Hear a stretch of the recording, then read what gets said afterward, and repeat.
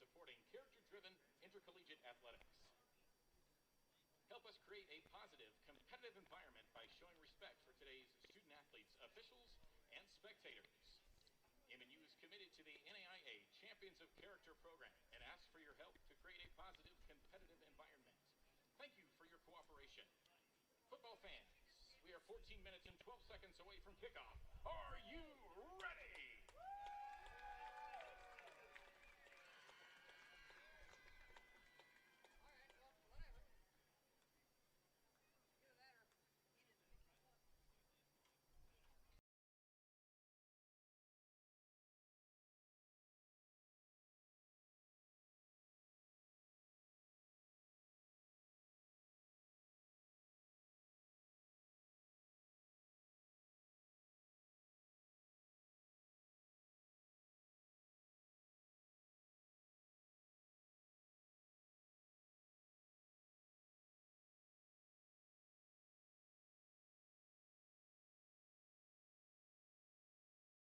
Worship in a mosh pit.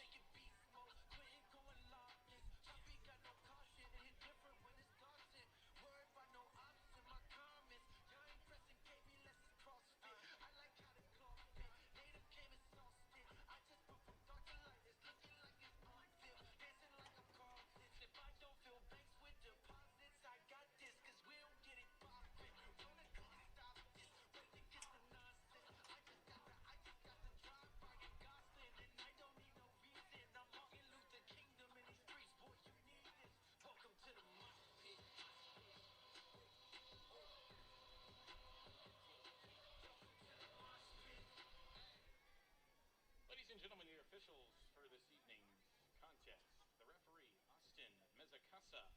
The umpire, Ryan Thomas. The linesman, Matt Murphy. The line judge, Alex Olivares. The center judge, Alex Ferrara. The back judge, Kelly Martin. The side judge, Preston Green. And the field judge, John Hubbard.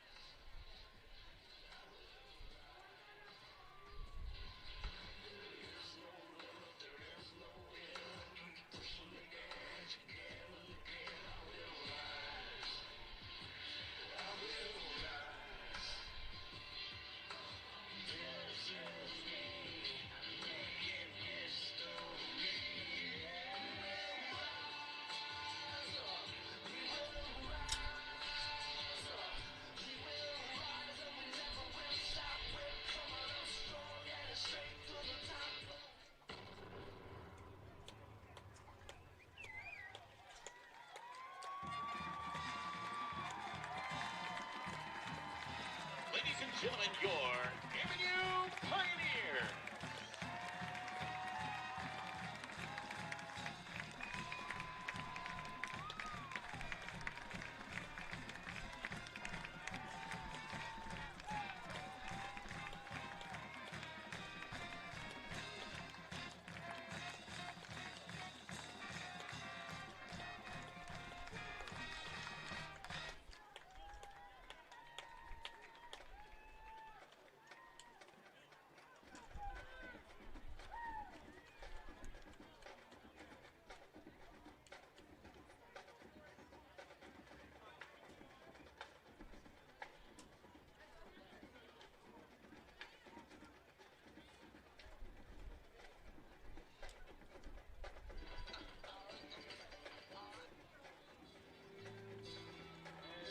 There we go.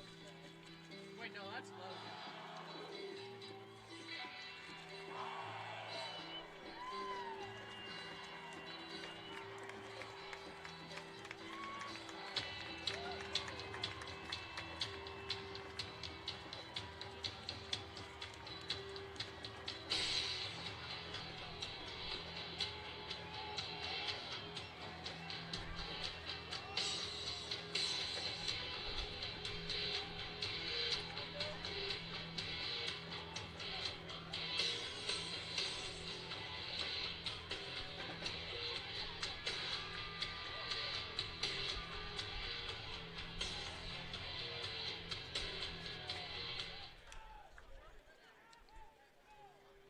Ladies and gentlemen, at this time, would you please rise?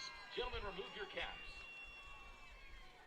We would like to pause for a time of solidarity in support of Central Methodist University in their recent loss of a student athlete, Terrence Evans, this past week. The Heart of America Athletic Conference is heartbroken and shares its deepest sympathies for the CMU community. Please join us in a moment of silence and support, followed by our invocation, led by Josh Parker, College Ministries pastor at College Church of the Nazarene.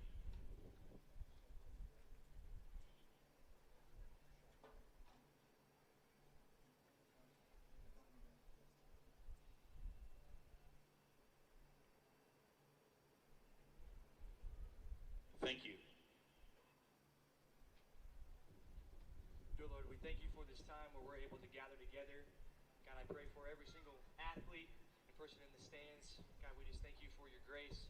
We ask that you would allow this contest to be one that celebrates competition and is injury-free. We love you. Amen.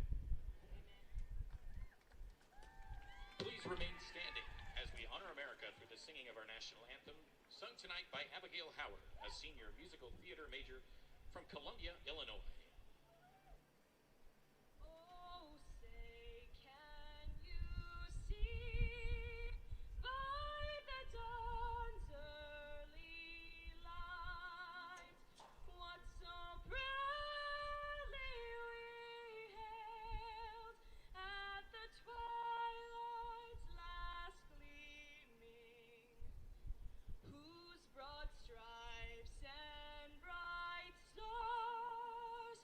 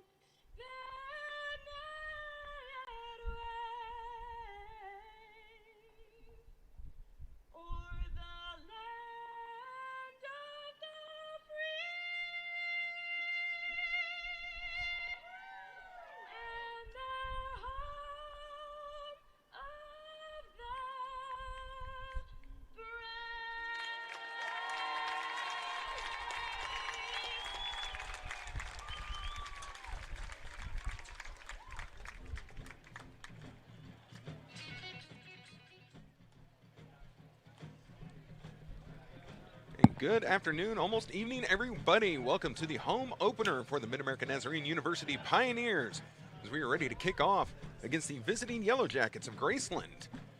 Hope everyone had a great offseason. Finally, this long period of time with no football is over. We are ready to get started. This is the first game for both squads, so everyone coming in with a 0-0 record.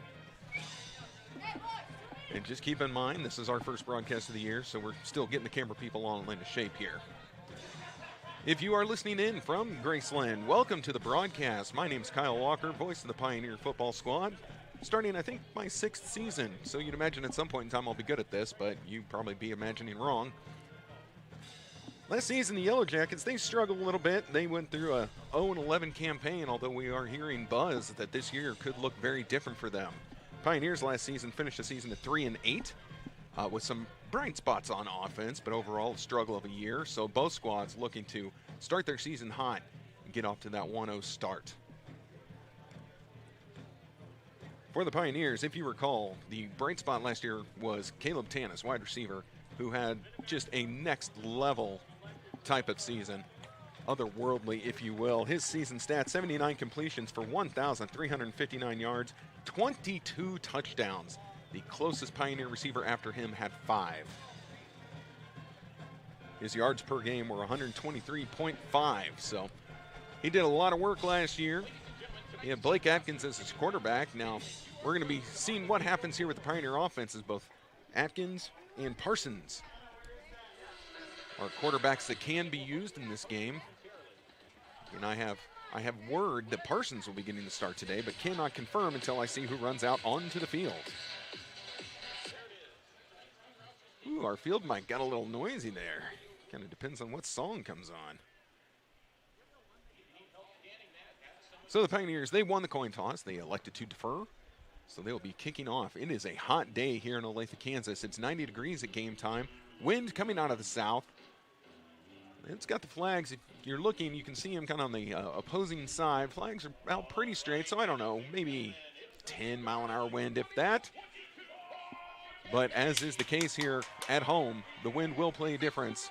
You always want that south wind at your back. It just kind of always whistles through the Olathe District Activity Center. Good crowd out here for the Pioneers for the home opener. A lot of people in the stands, and all the credit in the world to Graceland.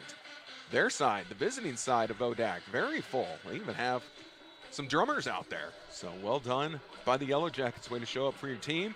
And then, of course, Pioneers fans came down the road to our stadium, and they are up on their feet and ready to go. Pioneers ready to kick this ball off and get the season going. Trevor Hiley, the kicker for the Pioneers, set to get this game started, be kicking off from the 35-yard line. Wind at his back. Runs up on the ball. Ball's in the air. We're underway. Welcome to the 2022 season. Thank goodness. Return headed up the middle. Now busting outside. Got a lot of room as the return man, but tripped up from behind by the Pioneers. Pioneers special teams able to cut that down as a good return was, I don't know, it was developing. It was developing.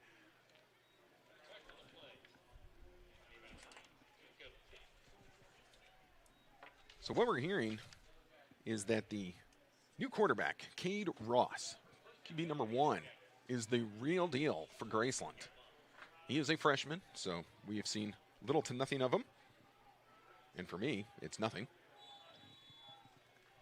He's going to start with an empty backfield in the shotgun, 3 to his right and 2 to his left. So unless there's some trickeration, looking to throw on the opening down of the game. So the Yellow Jackets look like they go no huddle, but they get their plays from the sideline. Ross has it. Play clock down to 10.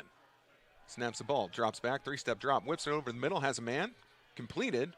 Pioneers defense able to knock him down short of the first down, but a very good chunk of yards on first down.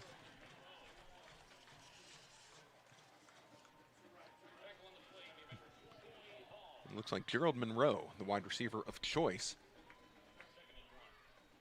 Now Monroe, who caught it over the middle, splits all the way out wide to the right. Running back in the backfield, it's going to be draw up the middle. Pioneers defense is there. Ball came out, but it looks like it fell right into the waiting hands of the running back who's already on his way down, fell on top of it. So not much excitement there, but a play for about a loss of 1 by the Pioneers. Now Pioneers are going to try and change here on 3rd down. after that loss. It looks like about 3rd and 3 coming up. 3rd and 3. Running back remains in the backfield. High snap handled by Ross. He's going to dial it up deep along the sideline. And his receiver slipped. Fell to the ground, so that pass sails way out of the range of absolutely everyone involved. And again, this was just a slip by the wide receiver, not an overthrow by the quarterback. That's going to bring on the special teams unit for Graceland. So the Pioneer defense gets to hang their hat on the start of a season 3 and out.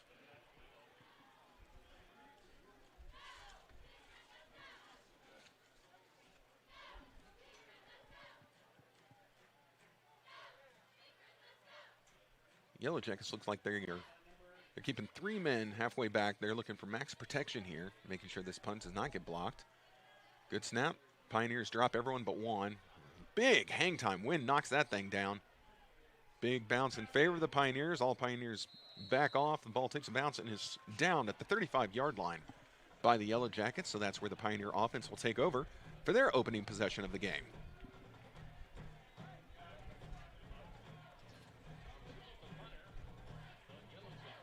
So the Pioneers, with their huddle, they're keeping it on the sideline, not getting out onto the field just yet. Now here they come. And heading out for the Pioneers is Parsons under quarterback, or at quarterback. See, it's my first game of the season too, can you tell? So Adrian Parsons, the sophomore, 6'2", 160. We're going to talk about what he did last year in just a second. He whips it out to Tannis. Tannis has a blocker. He's going to have to make one miss. Linebacker comes to help, but that's going to be a first down for the Pioneers on their opening throw of the game. So if you didn't know, Parsons last year started as a backup quarterback, played the last game of the season, an absolute shootout against Benedictine College. Now this play, Parsons fakes a handoff, goes out to Tannis again. Tannis tried the stiff arm and shoved out of bounds. So it looks like a minimal gain, 2 to 3 yards. But in that shootout with Benedictine to close the season last year, and again, the Pioneers were sitting at 3-7, not much to play for, but he comes out, sets a new record for yards in a game, throws for 659 yards in the last game of the season against Benedictine. It's a ridiculous amount. Now here's a run up the middle, slow developing, and not for much. Cameron Finley, the running back for the Pioneers, maybe gets a yard. It's supposed to be a little delayed handoff and tried to bounce it outside. The defense quickly closed and shut down the Pioneers' run. It's going to bring up 3rd and 7 for the Pioneers, trying to get across midfield. Parsons takes a snap, drops back, pressured, steps up, going to try and run. He tucks it at the 50. Makes a man miss. He's got the first down and now scampers out of bounds. It's first down Pioneers on the run by Parsons. So again, back to that game. He was 33 for 54, 659 yards and 4 touchdowns, 2 of those to Tannis. So that is announcing your presence with authority. Parsons with a man behind him. Snap was wide, hands it off, not much doing. Taken down at the line of scrimmage is the running back for the Pioneers. This again, Cameron Finley.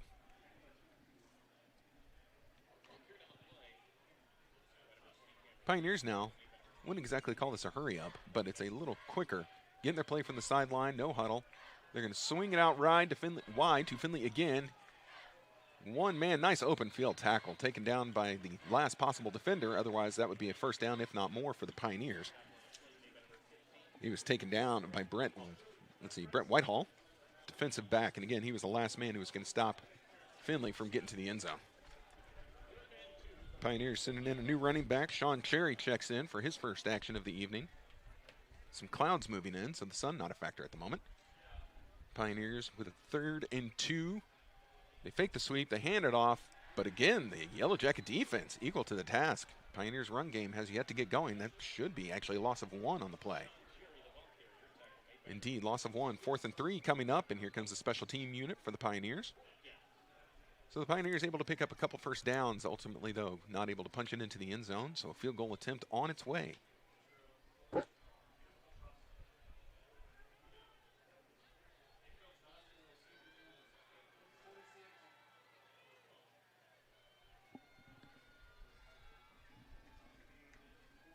Again, Trevor Hiley. Good snap, good kick on its way. He's got it. There we go. 3 long distance points for the Pioneers. And they are able to strike first here in the first quarter with field goal. That's going to make it 3-0 in favor of MNU.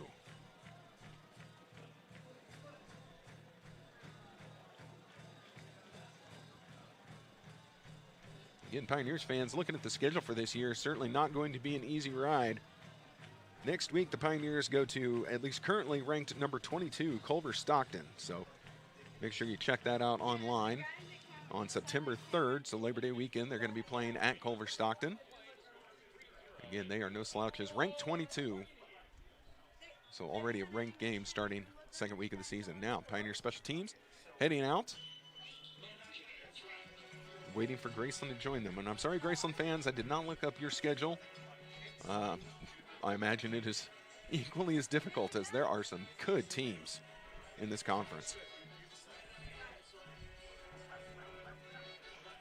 Yellow Jackets and Pioneers, they actually played each other 364 days ago. That was a win by MNU. And let's see, yeah, it was on 8/28. What's today, 8/27? Yep. So 49-17 win by the Pioneers the last time they played, which was just last year. These are those useless facts that I know you want. Good kick. Angling towards the sideline, though. Stays in bounds. Fielded about the 1. Here comes the return. Pioneers look like they've got him bottled up well. Trying to get along the sideline as the return man for Graceland. Not able to find a lot of room. And let's see where the officials decide to spot this ball. This is Gerald Monroe again. Been calling his name a lot. He's also returning kicks for the Yellow Jackets.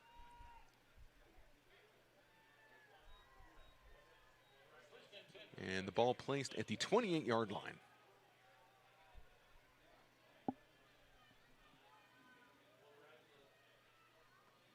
The lineman coming in late for Graceland. There he is. The left guard, a little late getting in with the rest of his offense. 3 wide receivers to the quarterback's left. Oh, and they've got the Pioneers. Pioneers jumped, flags down, free play. Boy, now we got another flag. It looks like we're going to have 2 flags on this play. Incomplete pass is what's called.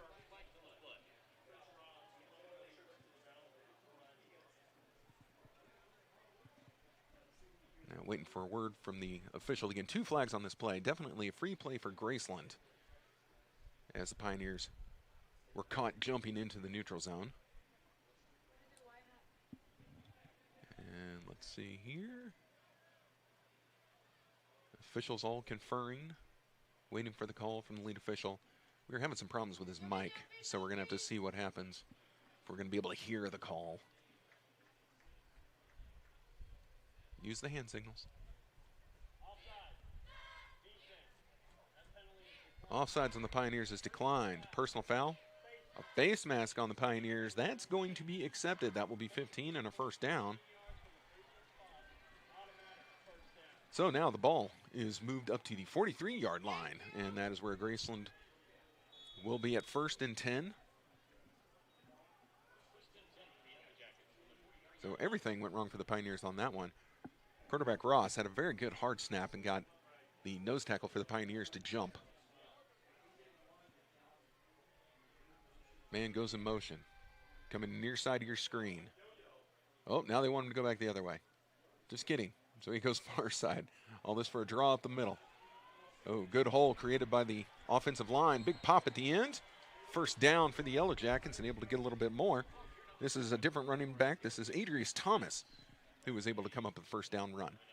Pioneers were able to get a hand on him as he was coming across the line of scrimmage, but not enough to pull him down. So first down. Thomas listed at 5'9", 190. I'm looking at that young man right now. I don't buy a bit of 190. Now they're going to pitch it out wide to him. Pioneers are there again. This time they've got him in the backfield. Down he goes. Another helmet goes flying off. Second player today lose their lid. After that, got to leave the field for at least a play. I do believe is still the rule. This time it was Pioneer Jalen Burke who was in on the tackle. Again, lost his lid. Ross now well to the side, gets his play. Ross standing on the 50-yard line. High snap, able to knock it down to himself. He's going to go long distance along the sideline. Single coverage. It is caught incomplete. Out of bounds is the call. And this is where, if you're a Pioneer fan, you are thrilled that there is not instant replay. Gerald Monroe, again, the target, seems to be the favorite target of Ross. And, boy, that was close. I am all the way up in the booth, so I'm not going to venture an opinion either way. I'm going to tell you it was very close. So here we go, 3rd and 12. Pioneer defense looking for another hold. See if they can stop them on 3rd down. Empty backfield. Little shovel pass up the middle. Nice play. He's going to get the first. Oh, boy, what a hit. Now here's a flag on the play after the hit. I wonder if they're going to call some helmet-to-helmet contact. Boy, there was no hesitation on throwing that flag. Now, the ball was fumbled after the hit, recovered by the Pioneers. They're going to say Pioneer ball, but again, it's all going to depend on what this flag is. Boy, howdy, was there a collision at midfield. Again, after the hit, that flag came flying in immediately, so you have to wonder if this is some form of helmet-on-helmet hit. 3 officials conferring. Here comes the call.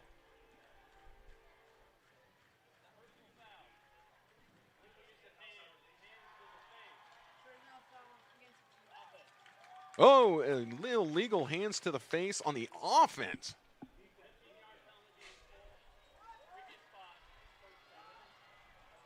Oh, and then there was a call on the Pioneers. Did you catch the call on the Pioneers? I couldn't hear him either. That's a problem with this microphone. I think it was illegal hands to the face by the offense. So there were two penalties, but it looks like the ball is going to belong to the Pioneers. There's a lot of confusion, as there are both offense and defensive members on both squads kind of lingering onto the field. And I do believe Graceland is going to keep possession. Indeed they are. Okay, so I guess the worst of the 2 penalties was on the Pioneers. So Graceland is going to get a first down, ball on the 29. So this drive has consisted mostly of penalties on the Pioneers. There's a lot of confusion there. Here's a run up the middle. Makes a first tackle miss. Just still heading up the middle. Well, I tell you, this guy is not coming down at all. Another helmet goes flying off. Adrius Thomas is having himself a day, and we're only in the first quarter. Another flag on the play. Now let's see who this is on. Pioneers are indicating that it's on Graceland, but we will soon find out.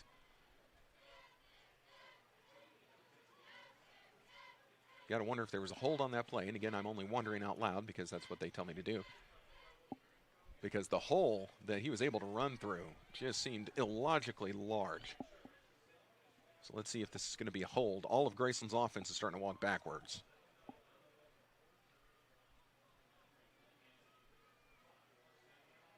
Yeah, this will be on Graceland. Waiting on the official.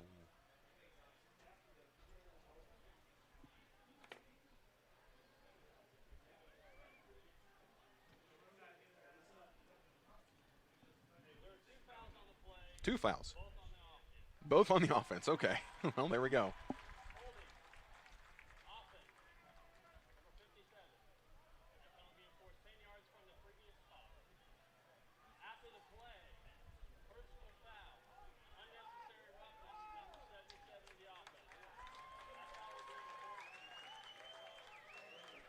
Wow. So the first penalty was a hold. So we were correct on that assumption. So you do enforce the hold. Then there was an unnecessary roughness penalty. You enforced that as well. So the ball went from the 29-yard line, marched all the way backwards, and is now at the 44, Graceland back in their own territory. So, yeah. And now Graceland has a 2nd and 37 coming up. Ross with the hard count now looks to his bench. He's got 3 wide receivers to his left, 1 to his right. Man in the backfield, drops back to keep Thomas in for protection, dialing long distance. Little comebacker, and I think he's got it. Well, they just made up most of that distance. They made up 27 yards on one play, and now that's going to bring up a 3rd and 10. Tell you, that pass looked like it was going to hang way too long, but the receiver was able to see it, come back to it, and catch it in the act of hitting the ground. Nothing the defender could do. So well done. I'm sorry, it's now 2nd and 10. That was still first down on the previous. Sometimes I gotta wait for the scoreboard to update. So now 2nd and 10. Whistle blown.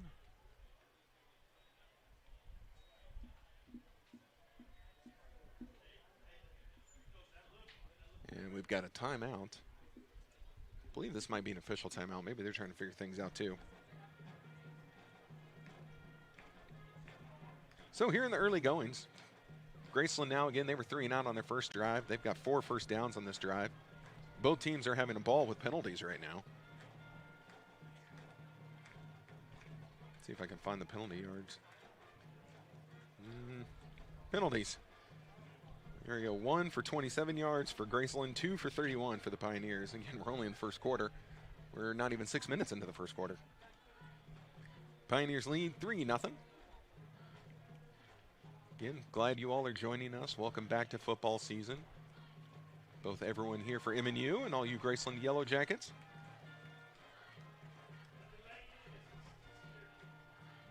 All right, looks like we are ready to resume action. That was actually a timeout called by, okay, yeah, that timeout was called by Graceland. Their offense did look a little disjointed, so they've called the timeout. They're going to get it all figured out. 2nd and 10, empty backfield. Ross drops back, going to his right, into double coverage, and still caught. Oh, my goodness. Ball's going to be caught at the 2-yard line. Again, he just drops it right over the top of the defenders. And that was a catch by Gerald Monroe. Stop me if you've heard that before. He's having himself a good first quarter. It is now 1st and goal on the 2-yard line. The Yellow Jackets looking to punch one in and take the lead.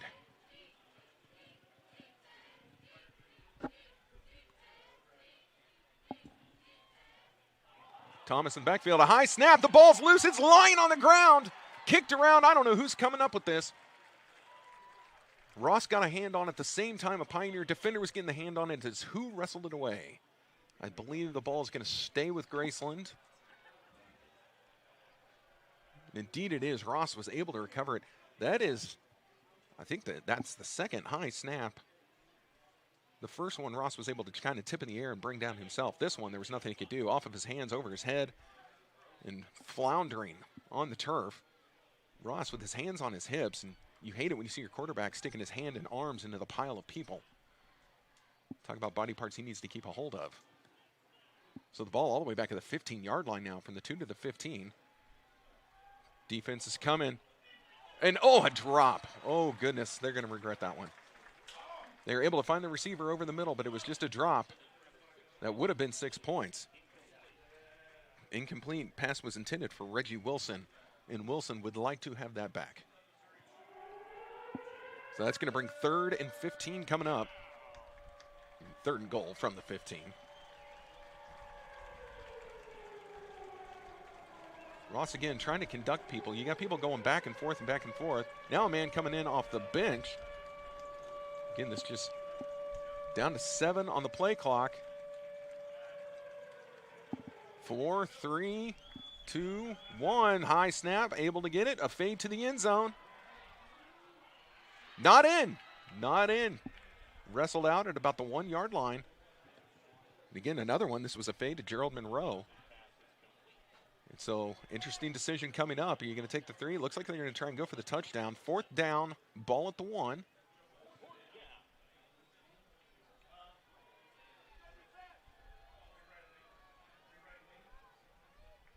Wouldn't be surprised to see them maybe spread this and then just try and send Ross up the middle. See if he can scamper it in. Ross has yet to get under center. He's still playing from the shotgun. He's got his running back Thomas next to him to his right. Pioneers looking like they're putting on a goal line. They fake it to Thomas. Ross, a pump fake, rolling right, rolling deep right. Now he throws it to the end zone and out of the back. The Pioneers are able to hold on 4th down. I am quite sure that Graceland did not want to use a second timeout, but that play didn't look like it was. Let's just say the offense didn't look comfortable with that play from basically moment 1. A timeout might have helped, but you know that's press box covering of it right here. I'm not down there making those decisions. However, the Pioneers, no picnic. And so far, they've not been able to get their run game going, and they are now on offense from the 1-yard line. So while the hold is great for the Pioneer defense, the offense has a lot of work ahead of them. So let's see what happens here. Parsons fakes it, looking in the end zone. He's going to heave it to the right side, and the ball's going to be incomplete. A flag on the play. There was a lot of contact between wide receiver and defender. This is a 50-50 call. Normally this favors the offense. Again, there was just a lot of contact. Pass was intended for Brown. It's just, who are they going to get for this? Players all over the field trying to figure it out. Pass interference on the defense. So this is going to move the Pioneers up. 15 yards from the previous spot is what's going to be credited. So the ball now moves out to the 16-yard line, and the Pioneers fortunate because, again, that call could have gone on anybody. Lot of contact. Pioneers have them staggered on the left. No one out wide to the right. Parsons. Oh, trouble, and he is taken down. Graceland overloads their right side of the line, his left. And just were able to bum rush and get into the backfield. They take Parsons down. He holds on to the ball, but a big loss for the Pioneers. 9-yard loss. Thank you. Sack on the play. Parsons now facing a 2nd and 18. Sends man in motion. Drops back. Kicks it out wide. Ball's at the 11. 12. Pushed out of bounds. And that is St. Louis who's able to come up with the ball. Able to get some of that back, but Pioneers with a lot of work to do on 3rd down.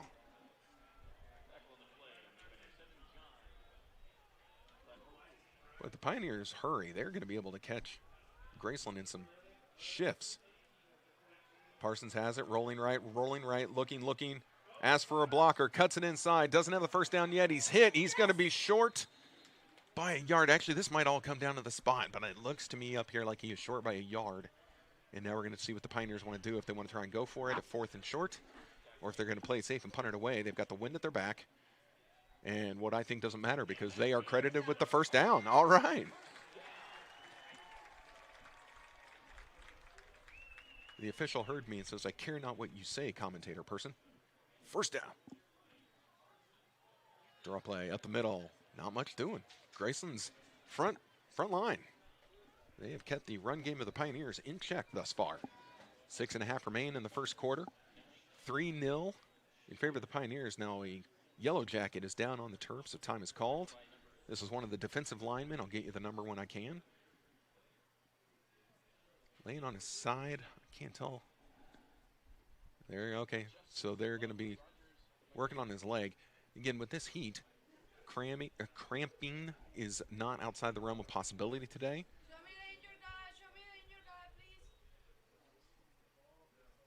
Yeah, they're trying to straighten it out. I think he's got a cramp on this play. Hydration key when it is this hot. Like I said, game time temperature was about 90 degrees. And then down on that turf, and I was walking on that turf earlier, it is so much hotter. That stuff is just an oven.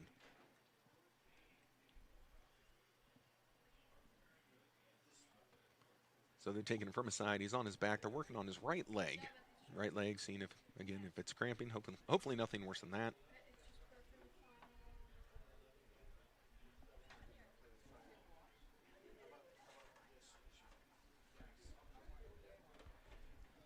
So as we talked about on the last possession, neither offense moving it at a prolific rate. What's moving this game along are the yellow flags, the laundry all over the field.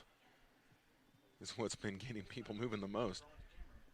Penalties now, 3 penalties on Graceland for 42 yards, 2 on the Pioneers for 31. So again, in the early stages of the game, we're still first quarter. That is a lot of laundry. Injured yellow jacket is now able to sit upright. Still working right leg or foot.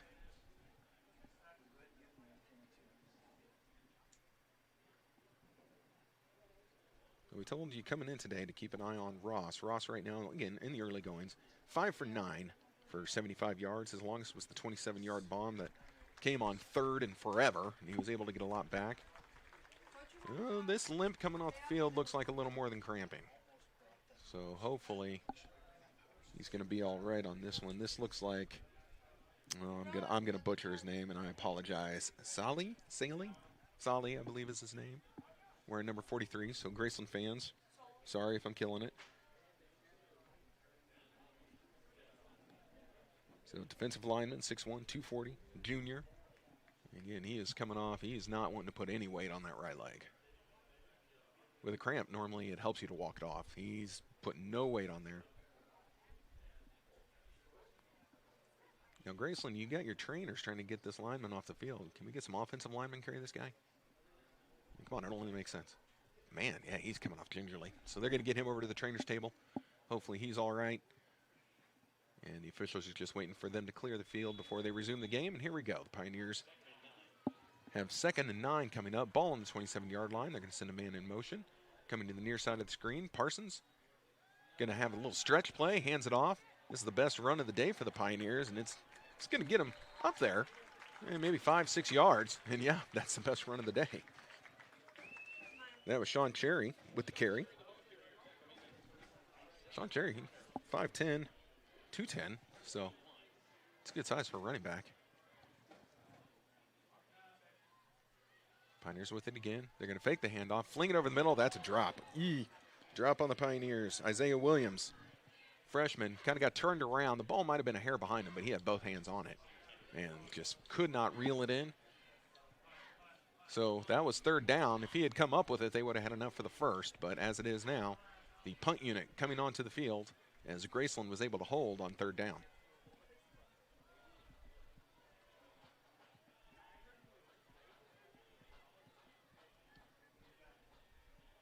I believe this is first punt of the day for the Pioneers, so we'll see how their special teams are for game 1. Good snap. Kick is on the way. Ooh, low line drive, returnable. A lot of time. And able to break 2 tackles, but not the 3rd. It was the return man, Gerald Monroe, for the Yellow Jackets. So the ball's going to be down near the 40-yard line. It's all going to come down to placement, but good return. Again, low line drive kick.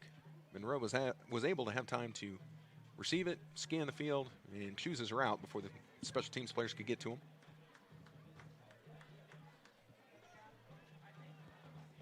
Okay, so not quite the 40. Ball's going to be placed at the 38-yard line. And now here comes the offense for the Yellow Jackets. And last time these two teams played, it was 49-17, so there was definitely some scoring. Here in the first quarter, defense and penalties have kind of ruled the day as it's still only 3-0. Sorry, my daughter plays soccer. Can you tell? I don't say 0 anymore. I will say 0. They're going to fake the handoff. A lot of time. Great protection by the line. Man, open over the middle. Boy, the Pioneer defense lost him. And that's going to be a big gain for the Yellow Jacket offense. Ball taken down to about the 38-yard line on the other side of the field. And that is not what the Pioneers wanted to see on first down. So Yellow Jackets already able to move the ball. Big chunk. Reggie Wilson with the reception in the first down. Credit to the O-line on that one. The protection was wonderful. Ross was not at all pressured. Ross going to fake it again. Going long distance on the sideline.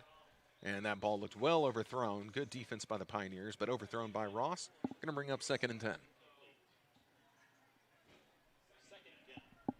I said, we've had some cloud cover here. There was a small chance of rain today. I don't think it's actually going to come, but it could get a little wet out there. Actually, rain would probably feel great right now with as hot as it is. Oh, and the Pioneers jump again. More laundry on the field. Free play, and they're going to actually blow this one dead. Guess we're going to say it was enough of a jump that it was going to hinder the play, so not even a free play for the Yellow Jackets. We jumped that bad. But 3 yards coming up.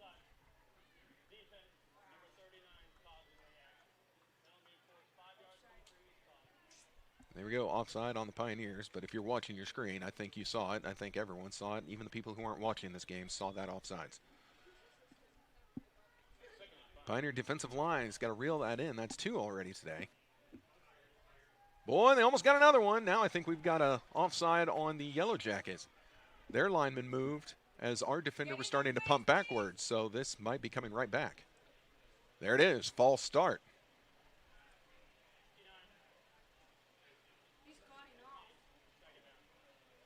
So there we go, right back where we started.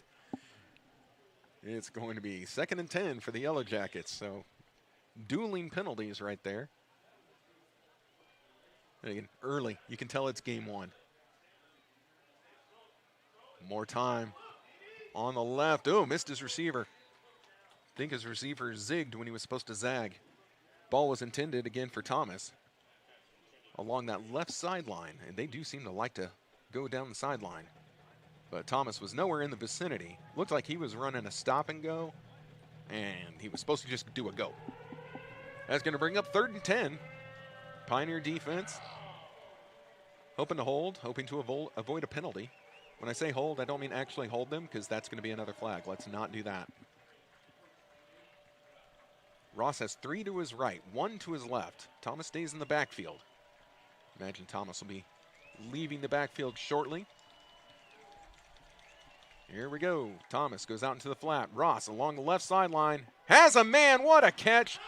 And stop me if you've heard this before, but Gerald Monroe with the reception and able to outrun the Pioneer defense for 6 points. Touchdown, Graceland. So Ross, not at all afraid to try and needle it down the sideline, not at all afraid to go over a double team, because this is at least the second time to my very terrible memory that he is thrown into double team and come up with a reception. So that gets Ross up. Now he is 7 for 13, getting that percentage up. He's at 53%, 137 yards and a touchdown. His longest now is 39. Bink. Extra point is up. Extra point is good. So Graceland here in the later stages of the first quarter is able to jump out to their first lead of the evening. Sorry, this is an evening game. 7-3 with 5:03 remaining in the first quarter is where we're at. Pioneer offense is going to have to try and get something going. All their drives have come up short except for the opening drive field goal. Parsons having a decent game, at least completion-wise. He's 4 for 5, but he's only got 27 yards, his longest being 11. He was sacked once, and it was not fun. Receivers, not much going on there. And then rushing, as I said, there's been not a whole lot on the ground. Parsons had that one quarterback scramble that got him a first down and then more. So his longest is 15 yards, and he is leading the Pioneers with rush yards right now. Cherry's got 9. No, I'm sorry, Cherry's got 8, and then Finley only with 1.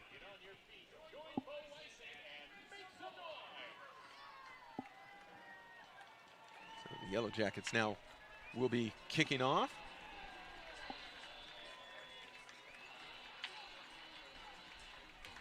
Some fans in the stand are taking it upon themselves to get the Pioneer side fired up.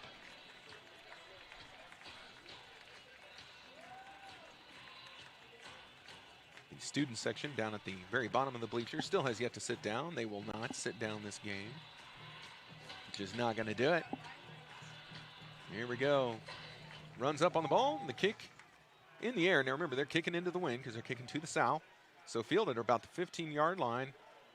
Ooh. Pioneers special teams, they're firing, trying to get him down the field. Everyone's pushing, and this is going to surprise you all, but there's a flag on the play. I know, crazy, right?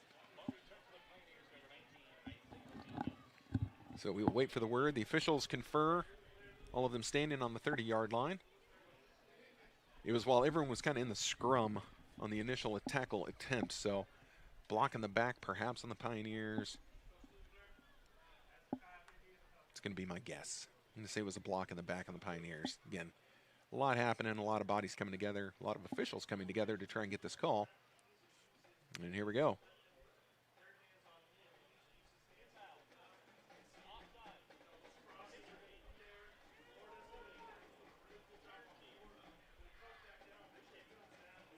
Well, okay, so there were 2 penalties on the play. There was offsides on the kicking team, so offsides on Graceland, and then holding on the Pioneers. So with all of that said, and all the time it took, we're going to kick again. So both special teams units come out as this play never happened, thanks to the offsetting penalties, and we're going to try this one more time.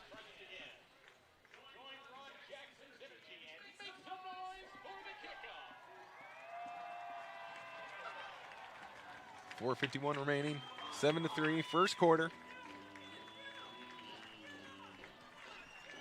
We've got some first game jitters. Some of these penalties, you won't be seeing this stuff once both squads are settled into their season. But to be expected from the opening game. Here we go. Kicker runs up on the ball. Ball is in the air. Low line drive on this one. Fielded on a bounce at the 15 again. And now the Pioneers not able to bring it as far up the field. And oh my goodness, there's a flag on the play. I wish I was kidding. I wish I was kidding. I'm not. There is a flag down at the 15-yard line.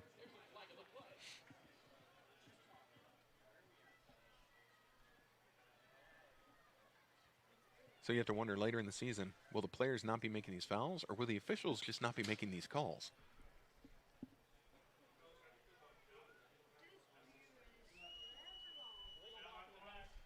Holding on the Pioneers. So the Pioneers putting themselves in a hole on this drive as the ball is now taken back to the 15-yard line.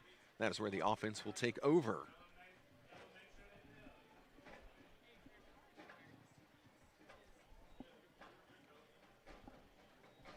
4:46. Pioneers with the wind at their back on this drive. Probably the last time they'll have that for a while.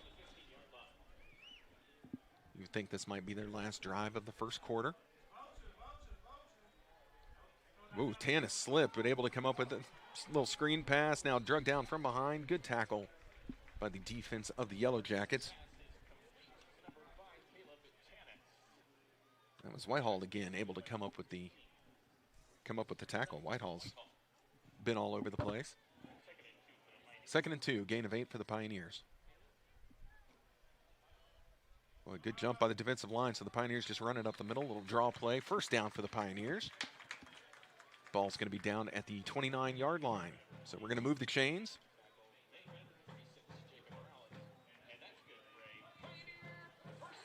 That was Finley able to come up with the first down run. Man comes in motion. Goes behind the quarterback. They sling it over the middle. They've got a man wide open. We're going to have a foot race here. Tannis. Ooh, Tannis kind of missed the block. Otherwise might have freed him up. But a big gain for the Pioneers. They're able to take it into Yellow Jacket territory. And that was the tight end. That was Tyler Masunas. Able to come up with that catch over the middle. Little Travis Kelsey right there. Defense couldn't keep up with him. So big chunk of yardage for the Pioneer. Ball at the 39-yard line in Yellow Jacket territory. Parsons takes it. Fakes the handoff over the middle again, and he's got a man. And this time, St. Louis one to beat. Oh, couldn't quite beat him. Taken down around the 10-yard line. But St. Louis almost able to take it to the house. And the Pioneers have their best drive of the day going right now. We're going to have 1st and goal coming up. Let's see where they spot this ball. Looks like the ball is spotted at the 7-yard line. Pioneers offense is hurrying. They seem to be onto something. Parsons looking left. Steps up. Going to try and run it. Going to throw it. Heaves it back in the end zone. He's got a man. Touchdown, Pioneers. I think everyone, including myself, thought that Parsons was going to run that into the end zone. He says nay. Finley is standing right there in the corner. I'm going to throw it to him. Touchdown, Parsons to Finley. And the Pioneers, with their quickest and most impressive drive of the evening, are able to come up with 7 and reclaim the lead. All right, I'm kidding. They came up with 6, but if we make the extra point, it's going to be 7.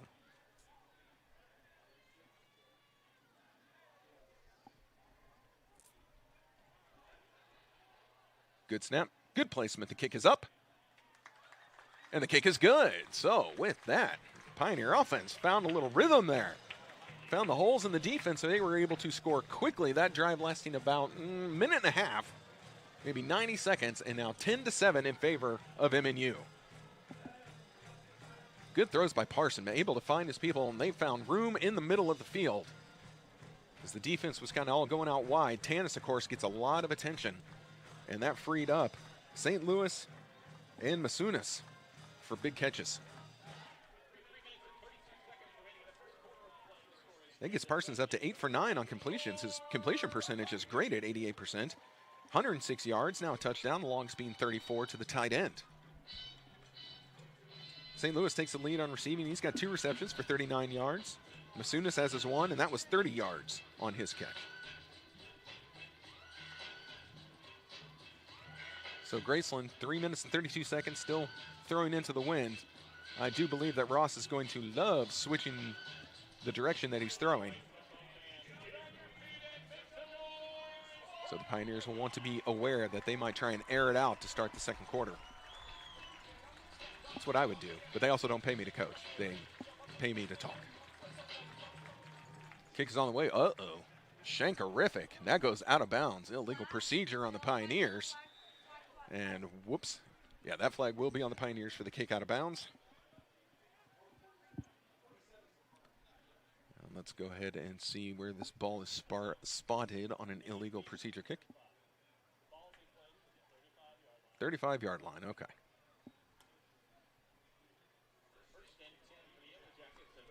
Looked like the same kind of shot I hit off of a tee box. At no point in time was that ball coming out straight. It was hooking left from the start.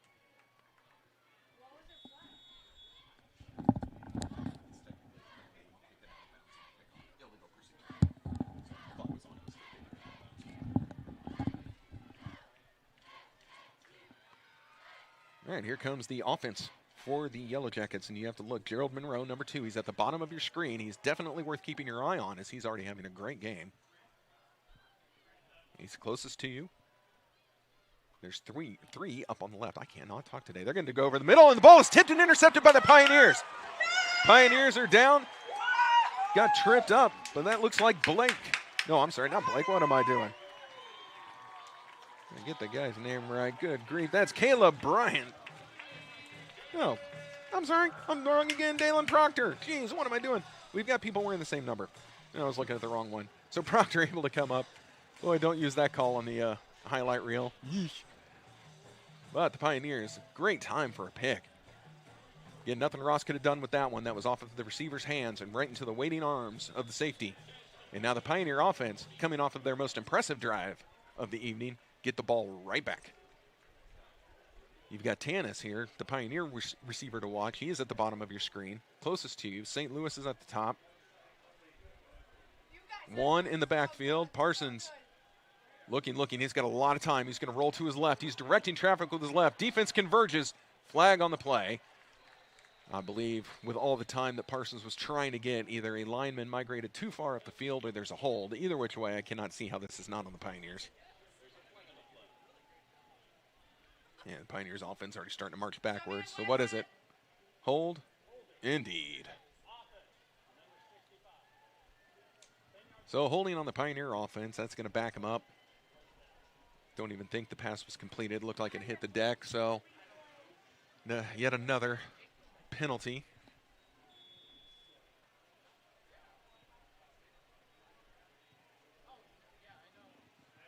Parsons now back in Pioneer territory, not where he wanted to be. Fake up the middle. Oh, boy. Pioneers are able to sling it out wide, but not able to come down with the catch. This one was Caleb Bryant. Oh, no, St. Louis, I'm sorry. When the jerseys get bunched up, a 2 can look like a 3, and a 3 can look like a 2. Okay, that is St. Louis. Now he's closer to me, and I can see. Parsons trying to draw him off sides with the hard count. Graceland, good job, staying disciplined, stayed home. He even got me to jump, and I'm all the way up here in the booth.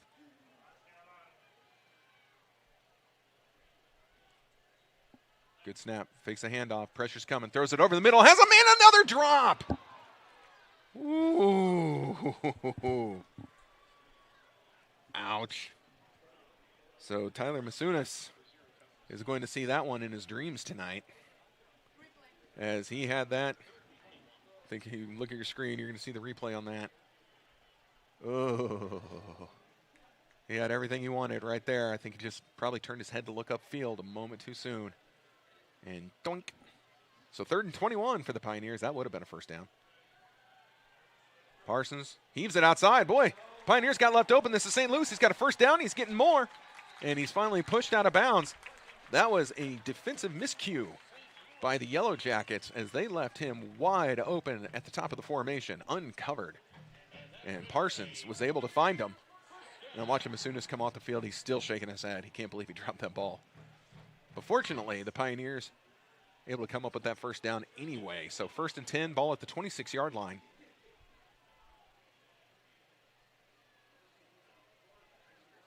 Parsons fakes a handoff, slings it out. Tannis has it, makes one miss. He's going.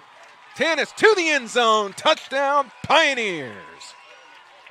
So Tannis was able to make the first defender miss, then caught a great block and went unimpeded into the end zone. to extend the Pioneer lead. They will now be at 16-7, pending this extra point.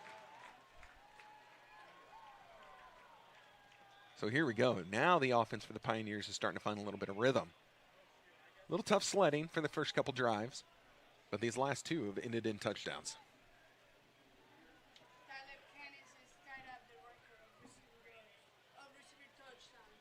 And the extra point is up. Whoa, what a shank shot that was, but he hits it with the 60-degree wedge and able to put it in for the extra point, 17-7.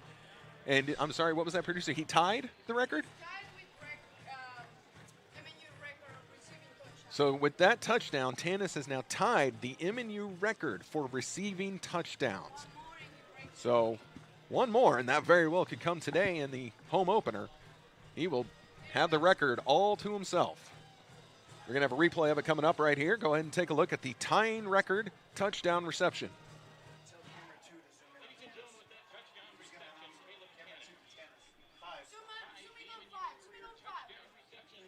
And now announcing that to everyone, 28 touchdown receptions.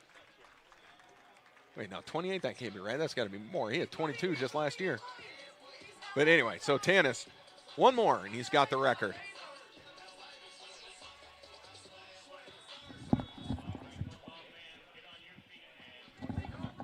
Okay, I just confirmed, 28. 28 is the record. It is now tied. One more reception, and he will break it. Touchdown reception, pardon me. And the kickoff in the air, better this time. Monroe fields it, trying to work it back across the field. Makes a Pioneer miss, makes another miss, spins twice, flag on the play. And now finally taken down right at the 25-yard line. Two more flags enter the field. I believe we're going to have a face mask or a horse collar because Monroe went down awkwardly. So 3 flags on this play. Have fun sorting this one out, officials. It is laundry day at ODAC as there are just pieces of yellow fabric everywhere.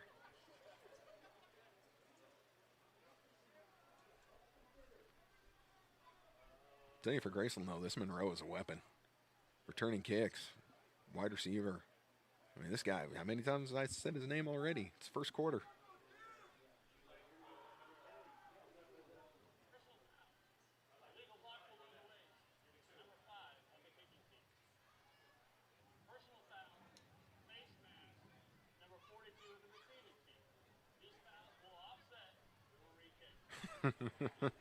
More offsetting penalties. We're going to re-kick yet again.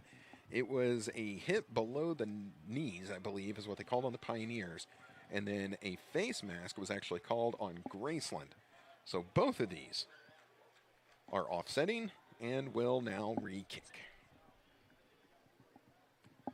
So there's that.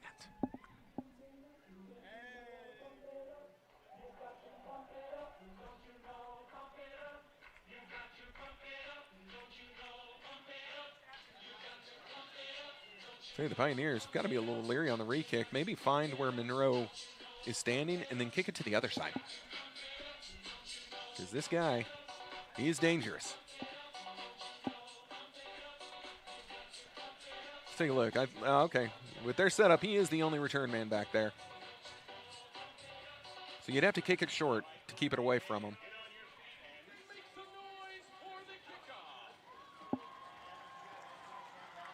So one of the side judges found something interesting and came sprinting in to talk to the head official. So that is leading to the delay. They've now worked it out. They have their after-game dinner plans. And we are ready to resume. Monroe standing at the 4-yard line waiting to field this kick. All officials getting in position.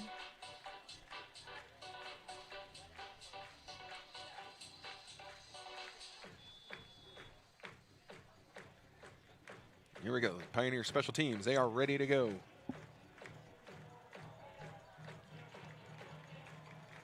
Here's the kick. Good kick, taken at the 5. Good moves, but the Pioneer Special Teams, they are ready this time. Ball is down about the 25-yard line, so Monroe able to bring it about 20 yards up the field fielded at the 5, taken down at the 25, and that is where the offense will take over for Graceland. Still in the first quarter, 2:11 remaining, 17-7 Pioneers.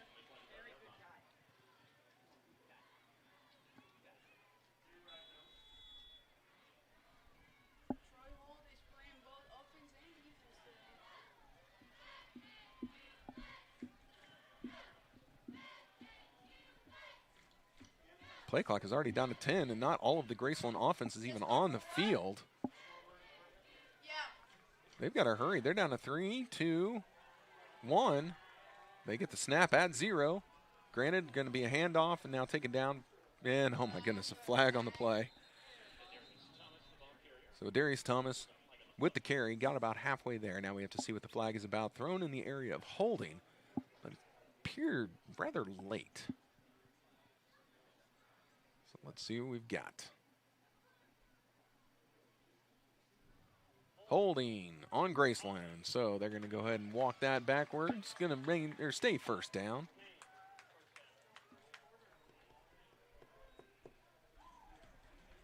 Don't worry, at the end of this quarter, I will update everyone on the penalty stats, which are fun to take a look at, depending on your definition of fun.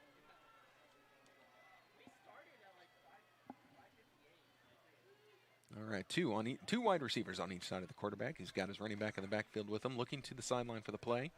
Play clock will not be an issue right now. Quarterback standing on the 10-yard line.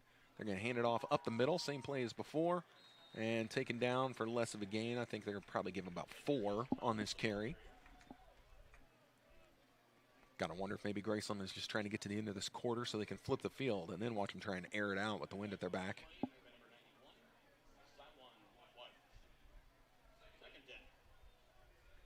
So White credited with the tackle on that play.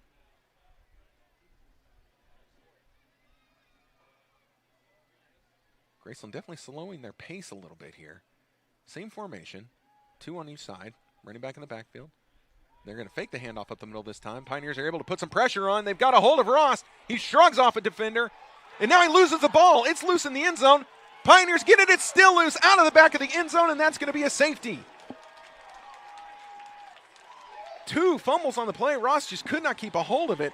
Every time he picked the ball up, another Pioneer would hit him. And it trickles out of the back of the end zone for safety. And there's something you don't see every day. Are we going to have a replay of that? We are. Okay, so go ahead and take a look at your screen if you happen to be looking away. If the pizza guy's knocking on the door, tell him to wait. Actually, tell him to come look at this play. As you can see it here, every time Ross tried to corral it, boink, away it goes. And then just blurb out of the back of the end zone, and that's safety. So 2 points credited to the Pioneers. They are now leading 19-7 with 57 seconds left in the first quarter. And this will be what they technically call the free kick. It will be the punt from the 20-yard line. So the Pioneers will get the ball back and look to have hopefully some good field position.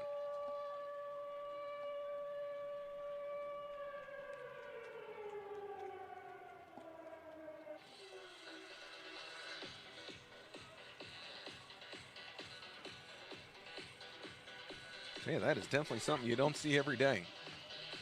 Heck of a play. So here's the Pioneers. You can see they're going to give it to the punter on the 20. Pioneer special team, they're moving up, moving up. So I believe he has to kick it by the 15, no, by the 25. He's got his squad ready.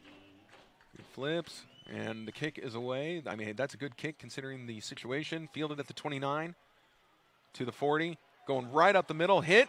Able to break one tackle, and then falls forward. Pioneers are going to start this drive with their best field position of the day as they will start in Graceland territory. The ball is going to be placed at the 47-yard line. So 3 yards into Yellow Jacket territory. We'll take it.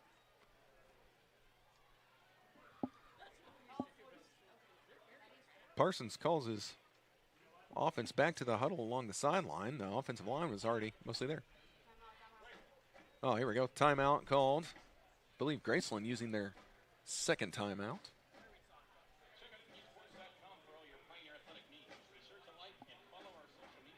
All right, with just just so we know what we're looking at, let me see if I can go ahead and find the penalties here. Oh, yeah. Oh, my goodness. Look, this game is tied. If you're looking at penalties, it's a tie game. Both squads, 5 penalties for 57 yards. Woo. So we've had 10 total penalties called in this game. Ay, ay, ay.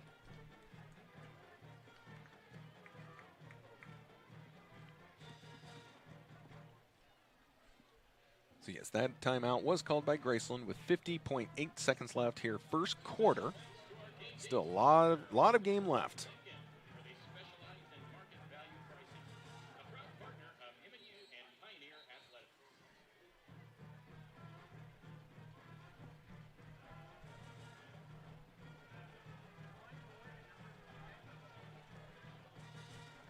All right, here comes the Pioneer offense.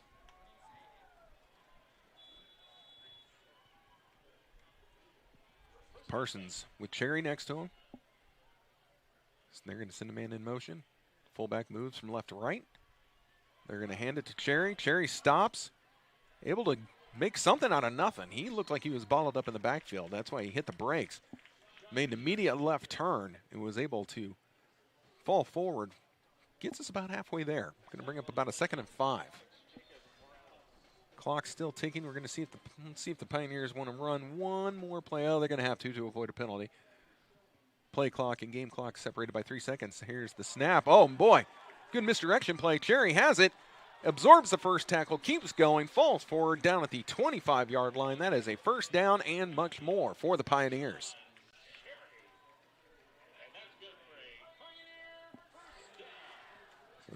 The Pioneers with 10 seconds left in the quarter, and they're going to say, yeah, good enough. And that is going to bring us to the end of the first quarter. So the freshman, Sean Cherry, good carries. Again, kind of bottled up in the start of the first quarter, but the Pioneers offense just in general starting to find a little pace here at the end. So 19-7 is your score at the end of the first quarter. Pioneers with 11 first downs in that quarter. The Yellow Jackets with 8. So first downs, not a problem for both sides. The Pioneers with 11 rushing attempts for 56 yards. They're averaging 5.1 yards per carry. Again, that is because things started to click late in the quarter. Rushing attempts were going well early, I thought, for the Yellow Jackets, but then the Pioneers defense started to answer the bell on that one. 5 rushing attempts. They are now at negative 6 yards. That's an average of negative 1.2, and that is due to the sack that caused the safety because there was a lot of yardage lost on that one. Pioneers have 10 receptions for 159 yards, so that's easy to do the math on. 15.9 yards per reception. Over on the other side, 7 receptions for the Yellow Jackets, 137 yards.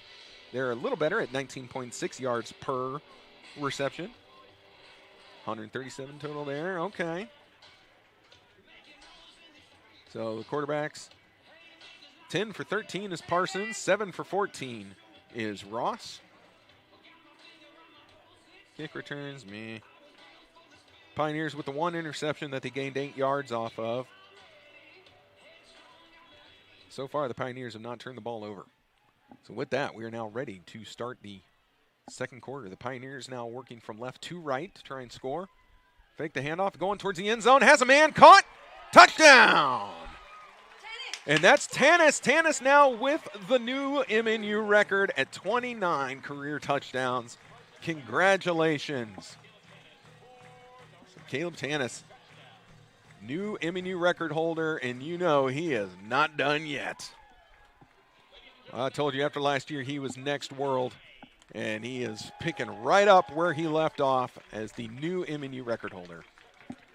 With that, the Pioneer lead is extended to 25-7. And the extra point is on the way. It is up, and it is good.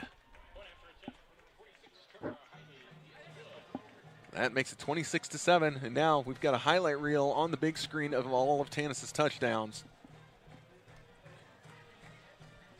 And if my memory serves, and sometimes it does, I think I was fortunate enough to be the person who called his very first. I think. One of them. One of his very first. I think the first.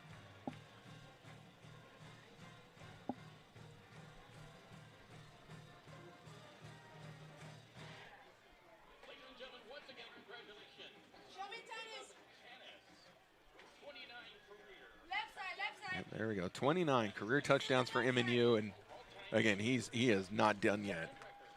I think he's going to try and take that record and make it unreachable. Parsons now 11 for 14 for 185 yards, 3 touchdowns, as long as being 34. Been sacked 1 time. Receiving, Caleb Tannis, 5 receptions for 74 yards, 2 touchdowns, his longest 26. We're going to have a replay of the record-setting touchdown, so go ahead and take a look at that if you happen to be looking away. Tannis able to come up with the reception and shrug off the defender, getting into the end zone. Said, I'm after a record. Leave me alone.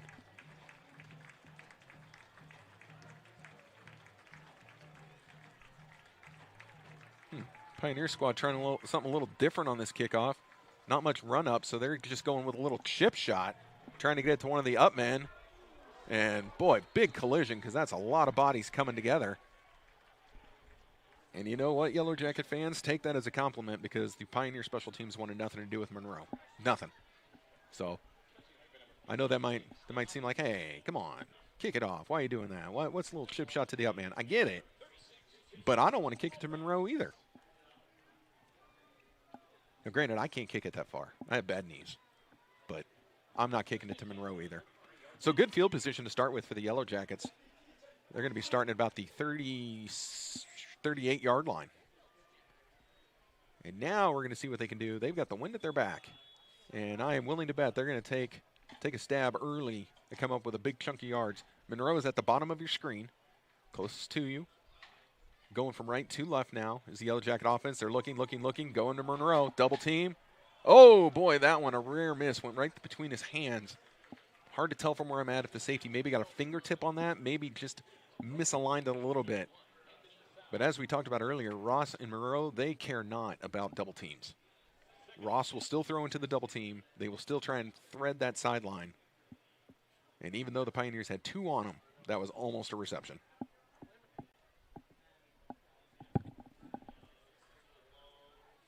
So now they're going to move Monroe. They're going to put him in the slot. And Ross alone in the backfield. We're going to see what happens here. The sun poking out. It's kind of in Ross's face when he drops back. That is back, though. And nah, I don't think it's going to be much of an issue. Now, timeout called. Last timeout of the half used by the Yellow Jackets. Ross did not like something. His head was just swiveling around right to left, trying to see what the defense was doing and what his offense was lined up for. Didn't like it. Called the timeout. So smart move by the freshman. That it is the last timeout that Graceland has for this half. Still a lot of half left at 14:48 remaining. 26-7 Pioneer lead. So Ross is going to get a lot of experience here because they're going to have to air this out. And Graceland wants to catch up and catch up quick. You got to put the ball in the air.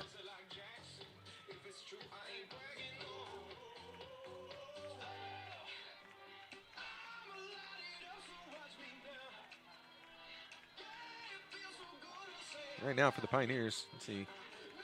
Giffen is the only one with a tackle for a loss. I will say the Graceland offensive line has done very well protecting their quarterback. He has been kept upright, not pressured a whole lot, except for that safety situation.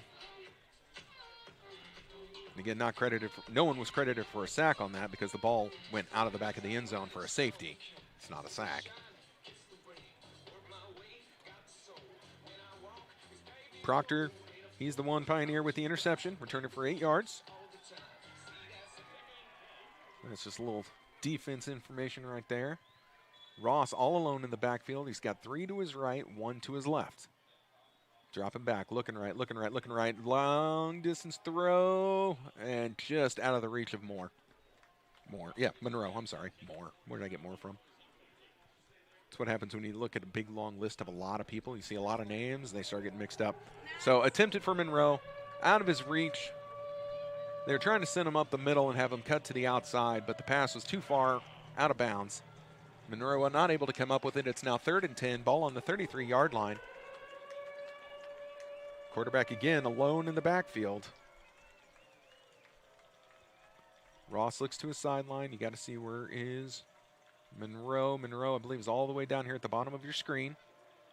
Single coverage. You got to think the safety's going to come over and help so they don't get beat over the top. Oh, and now we've got a flag on the play. Oh, play clock expired. Too much time taken by the offense. This is going to be delay of game.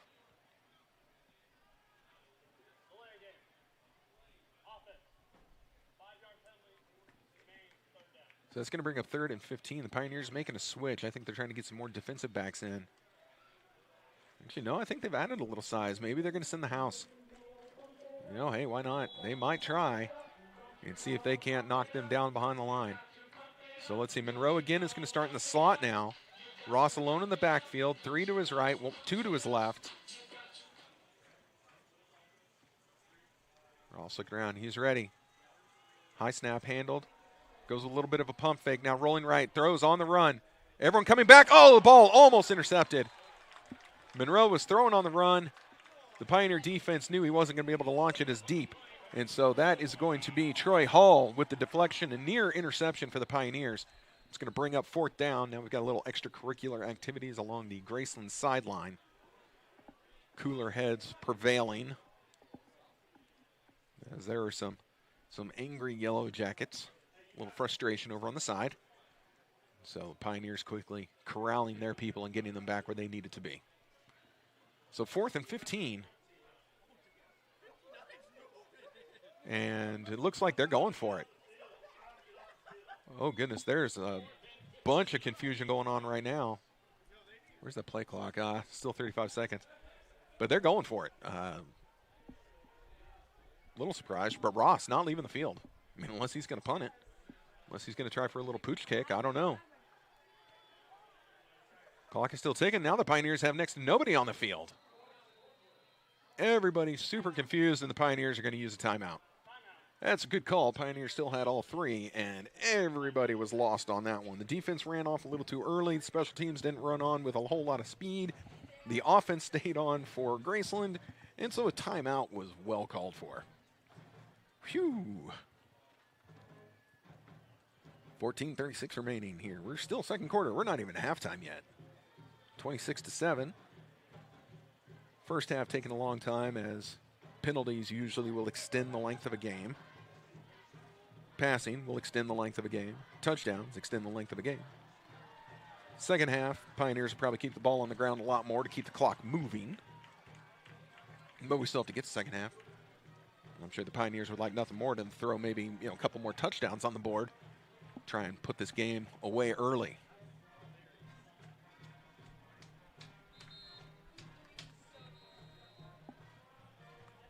Referees are blowing their whistle saying, hey, everyone, let's get back out here. Now, they're going for another switch. And they're really trying to hurry. Graceland was trying to catch the Pioneers unawares. They had their punt unit standing out there, and then they ran off as soon as the referee started the play. Offense ran on. Pioneer special team had to run off. Defense runs on. High snap and a little pooch kick by the quarterback.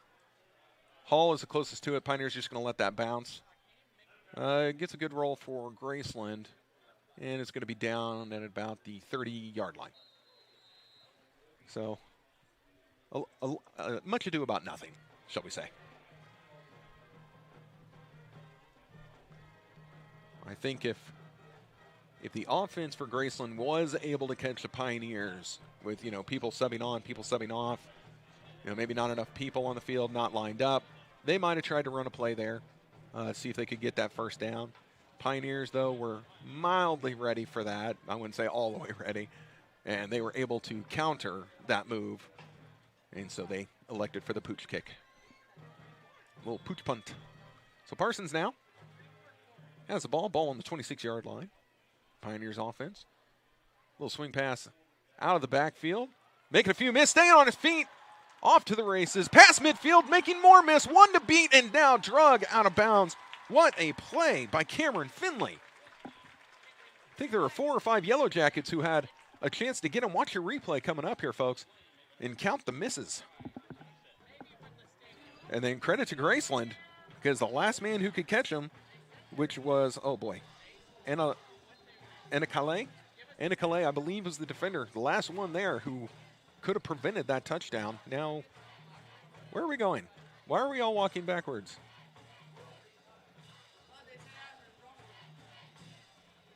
Was there a penalty? Oh, okay. We just spotted the ball incorrectly, I guess. All right, ball's at the 35-yard line. Pioneers in Graceland territory. Going to run it up the middle. This is Cherry. Cherry right at the first down marker is taken down. Should have enough for another Pioneer first down.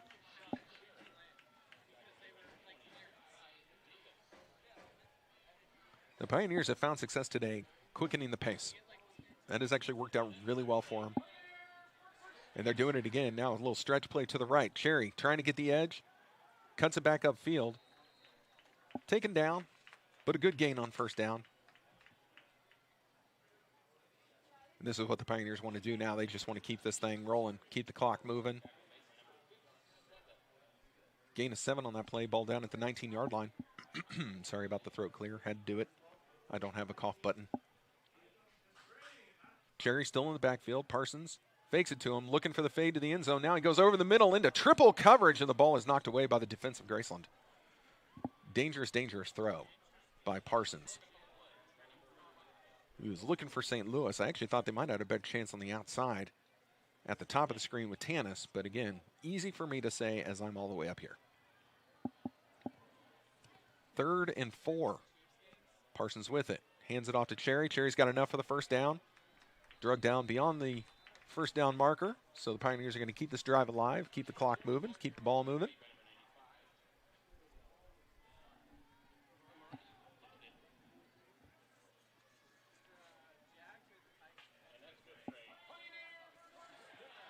Pioneers changing the personnel a little bit, so that slowed their pace. Again, they've had some success with this more up-tempo style. Parsons receives it. Low snap, fumbles it, tries to pick it up. Oh, he better just throw this away. Heaves it to the end zone. Intercepted.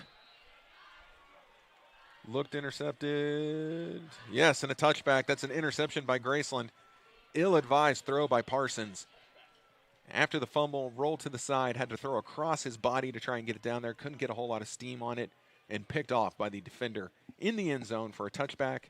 So that's the first turnover of today for the Pioneers. And Tannis having a word with Parsons, probably saying, yo, man, throw that out of bounds. But my opinion matters not. Ball placed at the 20-yard line after the touchback. And here comes the offense for Graceland. 12:34 remaining before halftime.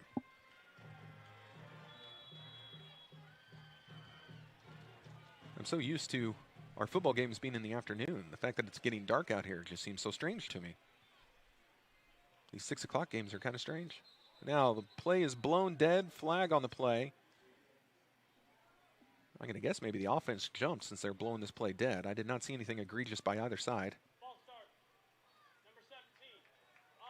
False start by one of the wide receivers for Graceland. So the Yellow Jackets jumping. Play blown dead. Going to move back 5 yards. Remains first down. 1st and 15 coming up. Ball placed at the 15-yard line. Ross receives it, dropping back, looking, pressured. Steps forward in the pocket, throws on the run, has a man. Now pushed out of bounds right at the first down marker. This is all going to come down to the spot. Good reception by Reggie Wilson. Reggie Wilson able to come up with it, and they are going to move the chains. So a first down for Graceland.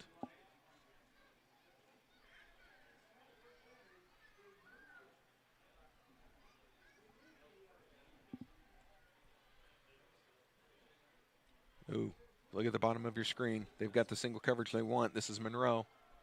And they're going to run up the middle. Surprising. As it was one-on-one coverage on the outside. Jalen Burke, the defensive back who has been charged with guarding Monroe today. He was definitely on an island on that one. But the run play goes up the middle for about 4, maybe 5 yards.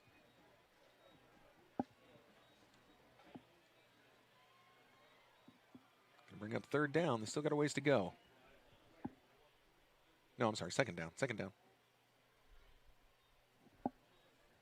Our scoreboard needs to update.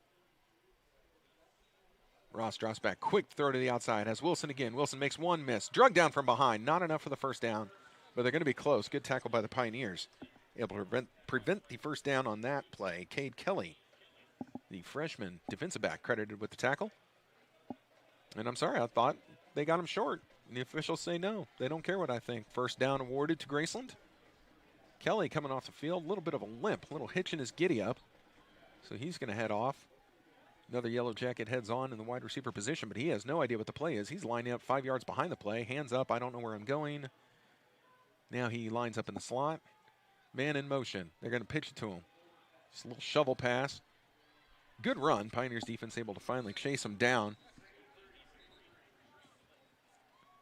It was just a little shovel pass to Trey Blake, freshman wide receiver for the Yellow Jackets.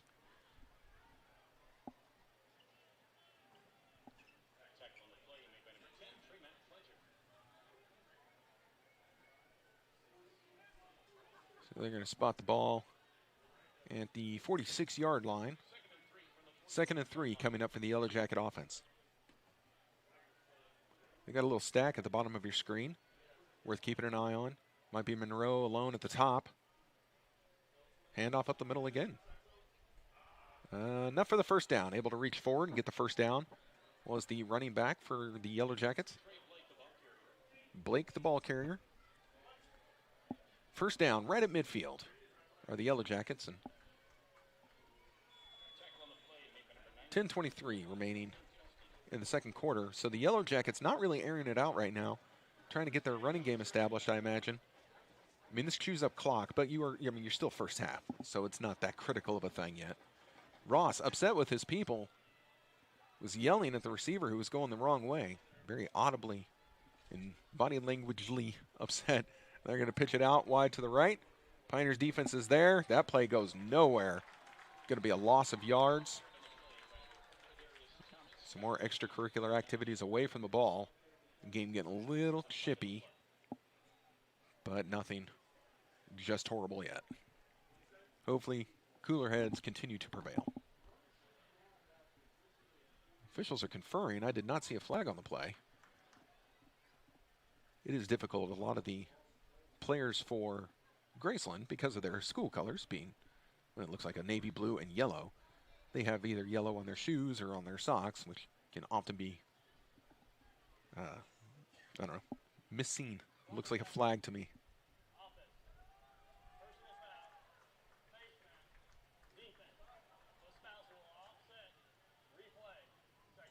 Oh, well, that loss of yards goes for nothing as they were offsetting penalties.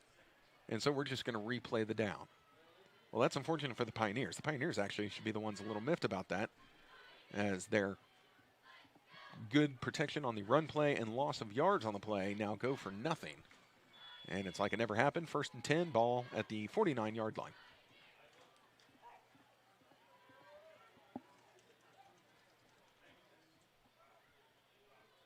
Ross and the Yellow Jackets, boy, howdy, their coach with the signal of just hands up. Looked like a false start, nothing called. Throwing off his back foot down the field. Boy, he looked out of bounds. Indeed.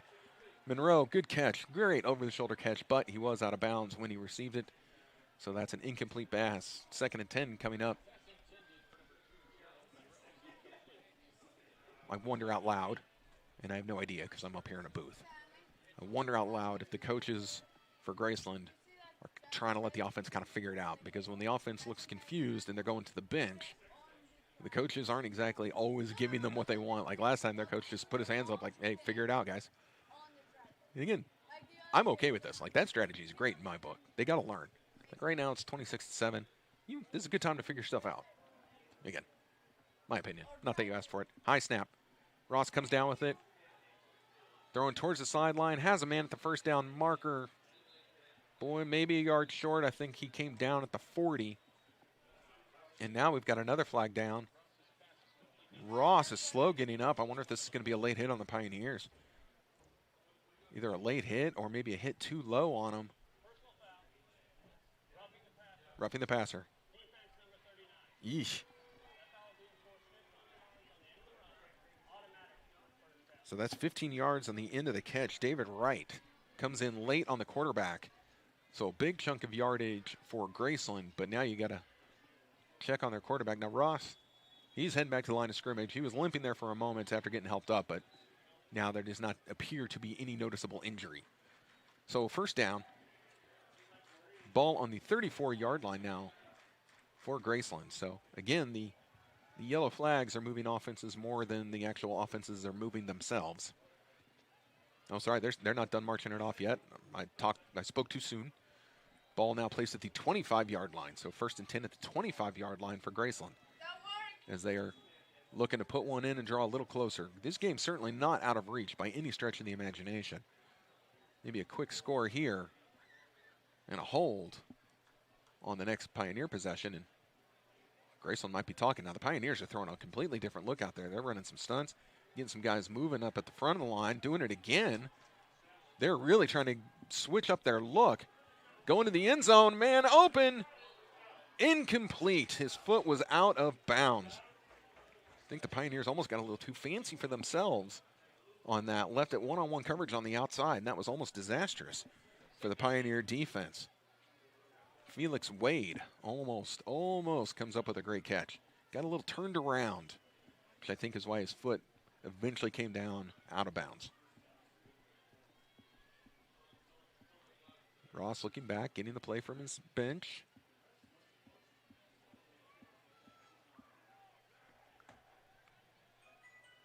Still have that single coverage at the bottom of the screen. He's looking right, looking over the middle, steps forward, looking to run. And he's going to run out of bounds, and oh boy, are we throwing a flag on that? Indeed we are. Ross runs out of bounds, and the Pioneers hit him too late.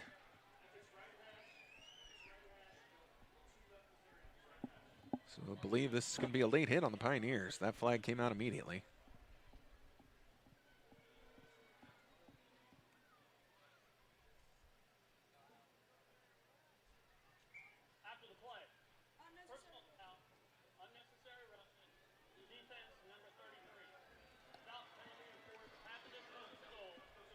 So this is Shaden Siegfried with the late hit.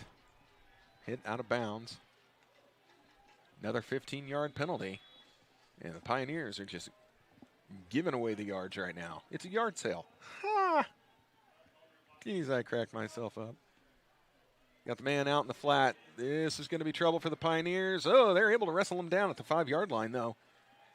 Adarius Thomas, with that much open field in front of him, if he was able to get a good head of steam on him, might have just barreled into the end zone. But as it was, the Pioneers were able to wrestle him down at the 5-yard line.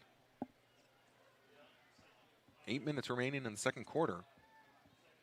Best drive in a while for the Yellow Jackets. But again, the Pioneers are doing most of the work. 2 receivers on each side. Thomas remains in the backfield. They're going to hand it to Thomas. Pioneers were all over that play, though. They're able to knock him down. I would say no gain. At most, he gets a yard. 2 Pioneers are coming off the edge, and they just were running right to the spot where Thomas was going to be. They read that draw play perfectly.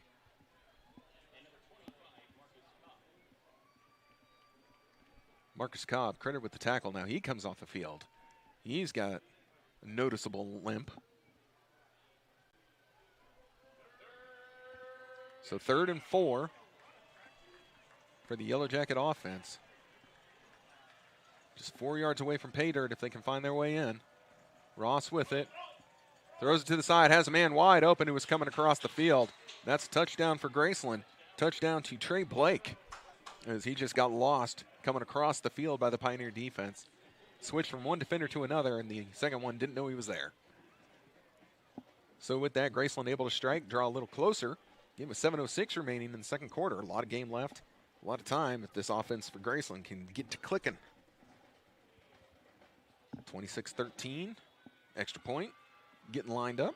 Nope, they're going to go for 2. I apologize. They're going to go for 2. The offense stays on the field. Maybe they're going to see if they can draw the Pioneers into something. 10 on the play clock. Ross is going to have time as he now takes a peek. 5, still looking. 3, 2, 1. They're going to probably snap on 0. Indeed. High snap. He has to come down with it. Throws off his back foot. Incomplete.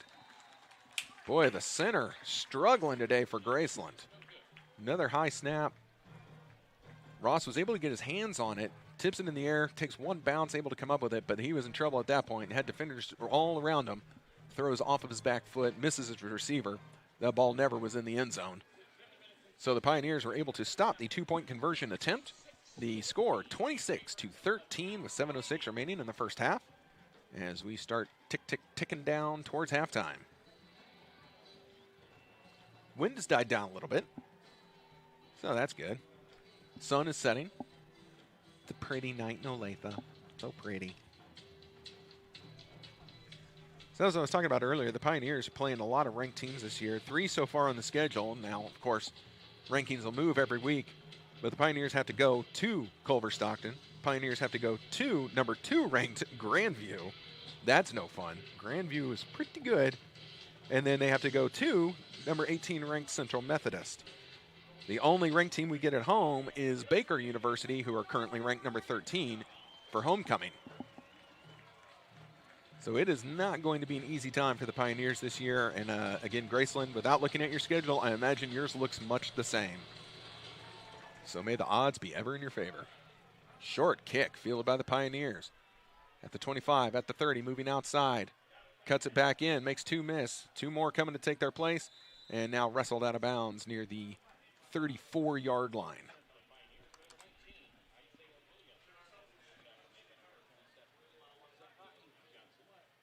Again, at the end of the first quarter, the Pioneers offense really got to clicking. Now they've stalled out a little bit, proving at least here in week 1 so far to be a little streaky.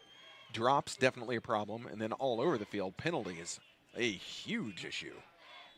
So let's see if the offense can get it straightened out right now. Parsons has all 3 of his receivers to his left. They're going to hand it off in the backfield to Cherry. Cherry moving towards the first down marker, passed it. Nearly to midfield. It's going to be about 4 yards short of midfield, but that's enough for a first down for the Pioneers as they keep the clock ticking. And so they place the ball at the 45, so we are 5 yards away. Pardonnez-moi. Parsons hands it off again. Another one up the middle. Cherry's got it. Gets it to midfield. Wrestled down. Ball's going to be placed on the 50.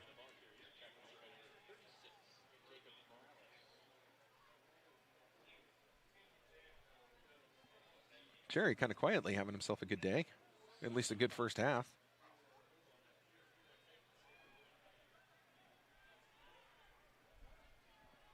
Let's see where he's at.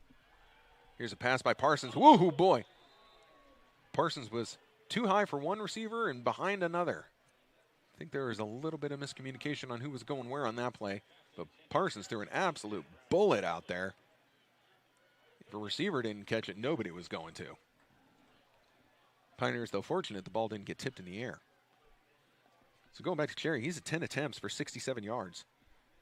Averaging 6.6 yards per carry. That's a good day for running back. Again, we're only first half. Parsons alone in the backfield, throws it, has a man. Makes one miss. It's Cherry again, this time playing receiver, and he's able to fall forward and get enough for the first down. Just past the marker by a yard, but that's all you need. Cherry now is going to get a bit of a breather. So he's been out there quite a bit. Finley checking back in. You're almost getting in the range where you're going to look for Tannis. They hand it off to Finley up the middle. He's tripped up. Good open field tackle by the Yellow Jackets defense.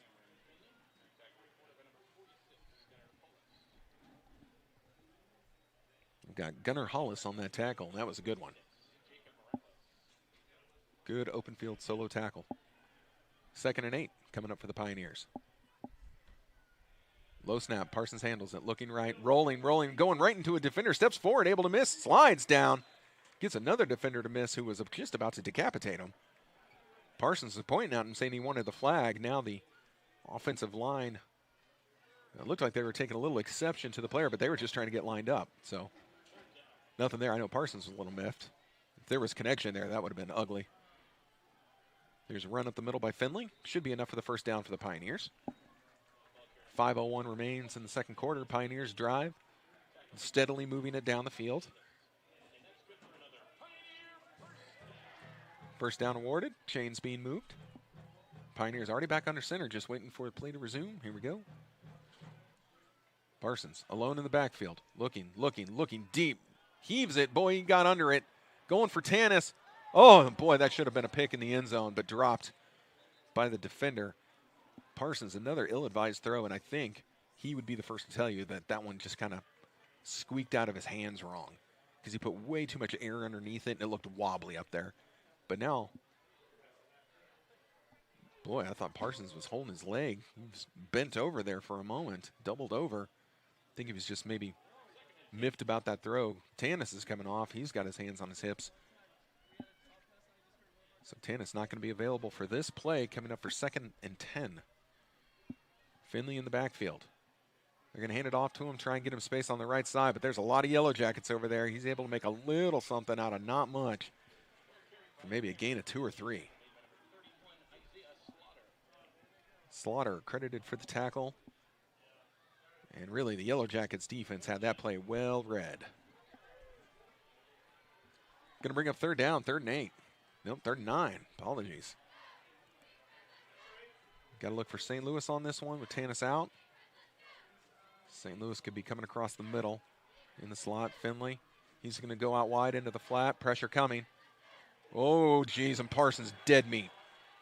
Ball comes out. Pioneers fall on it. I think the play was already blown dead. Parsons gets crushed in between 2 Yellow Jackets. Help to his feet. Walking off. Phew.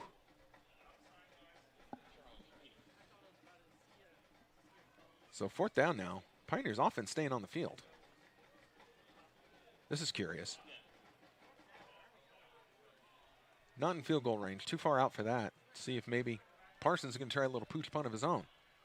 Man comes in motion. No, he's going to drop back and throw.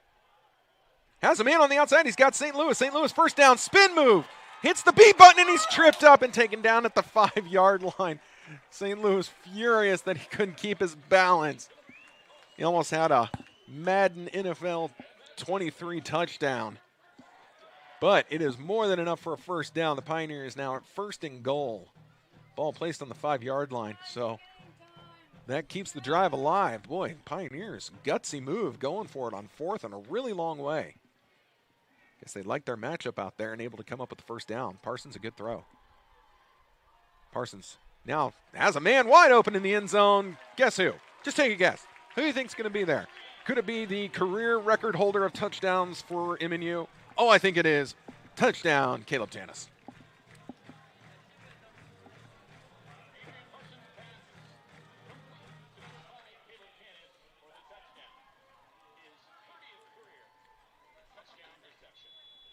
So 30th touchdown reception for Tannis. And the defense, I don't know how you lose him, considering he's next level, but he was wide open. Front left corner of the end zone. Low snap. Brought back up by the hold man. So good job by the Pioneers special team, able to knock down the extra point. With that, they extend their lead. Here in the 2nd quarter, as we tick down towards halftime with 3:22 remaining, it's 33-13 in favor of the Pioneers. So let's take a look at Parsons. Parsons at 15 for 22. 1 interception, meh. 68% though on his completions, 271 yards, and 4 touchdowns. He has been sacked twice, and that 2nd sack was gruesome looking, but he was fine. He was so unaffected by the sack that he came back and threw a touchdown.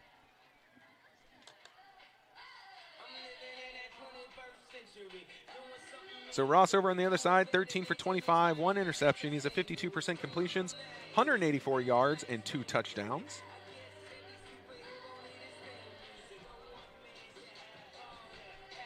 Receiving, Monroe, who I've been telling you to keep an eye on. He's got 4 receptions for 89 yards and a touchdown. He's averaging 22.3 yards every time he catches the ball. Then the other one was Blake. He has 2 receptions for 12 yards and a touchdown.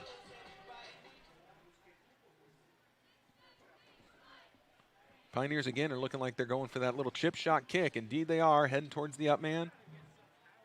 He takes it, rumbling up the field. Why do we have a whistle blowing before the play was over? Oh, he called for a fair catch. Or somebody called for a fair catch. I think a fair catch was called for. It's the only reason I could imagine the whistle blowing after he caught it.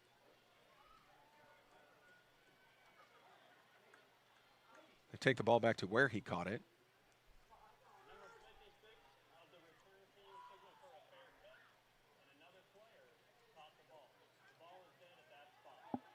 Oh, okay, it was a teammate that called for the fair catch. 56 called for the fair catch. It was caught by somebody else, and so the ball is dead at that spot. Okay. Hey, look at that. You learn something new every day, don't you? 3:20 remaining. 33-13 Pioneers. And Ross all alone in the backfield. 3 to his right, 2 to his left. He's going to take it. He rolls right. He's looking, launches it downfield. And that's caught by Monroe. Flag on the play. I do believe that is going to be declined by the Pioneer, or I'm sorry, by the Yellow Jackets. It's going to be pass interference on the Pioneers. Monroe, though, leaves the field limping again. Here's a replay coming up for you. So there's a lot of contact, and this time the defender will get called for that. As in most times, the defender gets called for it.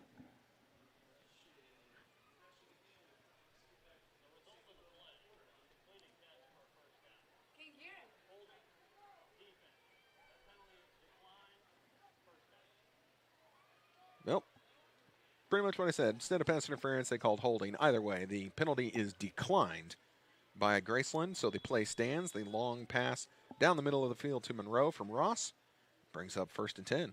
Ball placed on the 23-yard line. Ross trying to put one in here before half. Has 3 minutes left to do it. Like his chances, at least from this distance. Throws off his back foot. Has a man. Oh, tipped in the air by the defender, but still able to come down with it. Is the wide receiver for Graceland. That was not Monroe who left the field. Do believe, and again, I'm having a hard time seeing that far across the field. Do believe that was Reggie Wilson who was able to come up with that touchdown catch. And again, the defender was there, tipped it up in the air, and Wilson able to come down with it. So that was a very, very quick touchdown scored by Graceland. And they look like they are going for 2 yet again. Now this actually gets the game a lot closer, especially if they convert this 2-point conversion from the Department of Redundancy department. Ball is back, pressure coming, Ross running. Oh, if he steps forward, he's got it. Oh, he backtracks, throws off his back foot, and the ball is knocked away. Somebody's got to check on him. He tried to come to a stop, and his feet just kind of came out from underneath him. So the 2-point conversion was no good. There's a flag on the play. I was going to say both sides still standing out there. What's the call on this?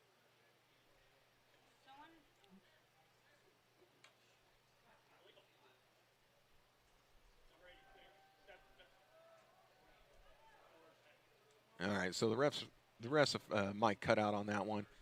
It was against Graceland, so this stands as a missed 2-point conversion. Our score is going to remain 33-19 with 2:56 left. I think it was an illegal touch.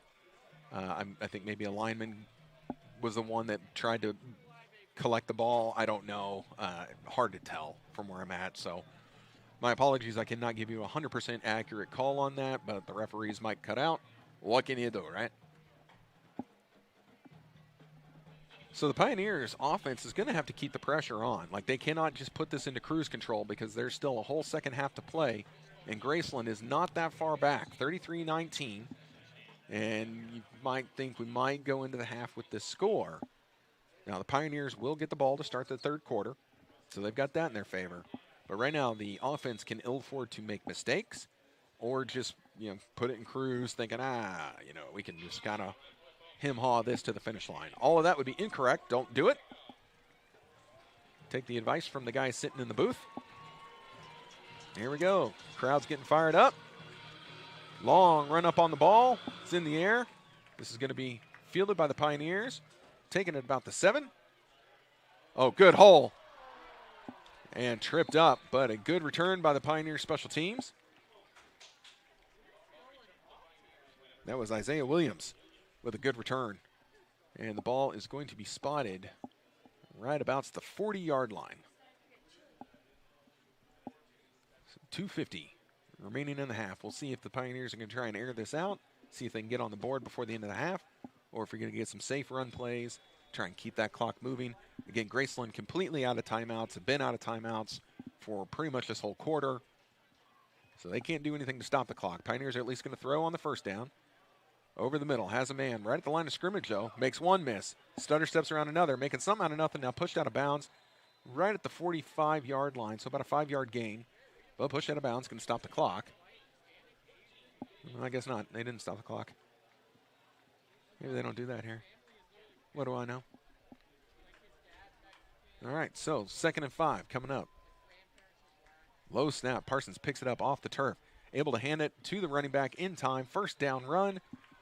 Everyone keeps moving. That was Finley on that carry.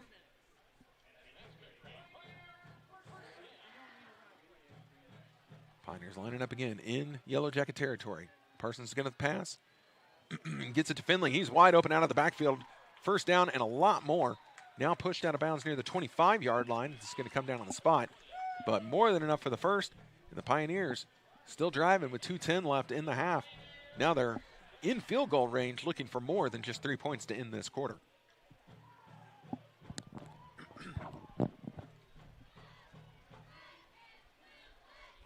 Parsons with it, hands it on. Nope, fakes the handoff. Ball is tipped and falls to the turf. Tipped at the line as he was trying to go over the middle.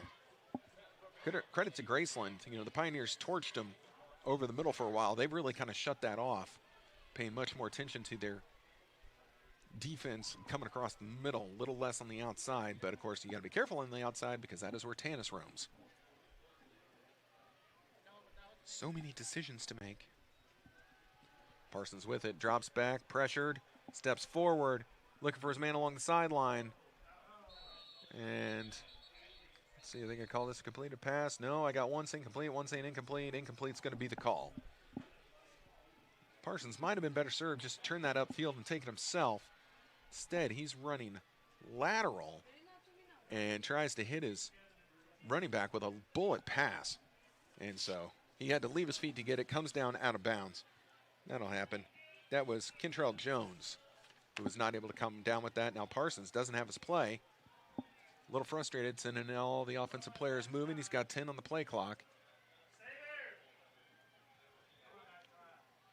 Now he's got them where they want him. 5 on the play clock. He's got the snap. All alone. Pressure coming. Spins away. Oh, he's got a wide open route. Takes it past the first down marker. Cuts it inside. Trying to make the end zone. He's got it. Parsons with a... Wait a minute. Wait a minute. Did that ball come out at the end? Replay. Oh, goodness. I think the officials are going to say this ball came out before he crossed the end zone. I saw one signaling for a touchback. As soon as he crosses the goal line, that play is over.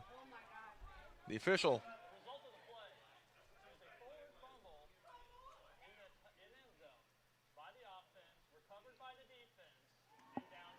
Wow, they say that Parsons fumbled on his way to the end zone. It fell forward into the end zone, recovered by Graceland. A fumble and a turnover by the Pioneers heading to pay dirt. This could be a huge momentum shift in this game. What a great run by Parsons, but it must have come out. I saw him he was carrying it in one arm as he was trying to slide across. It must have gotten knocked out before the ball crossed the goal line. Oh my. So we've got 1:38 remaining. The Yellow Jackets take over. 36. They've got the ball on the 20-yard line after the touchback. Be curious to see what they decide to do with 1:38 remaining.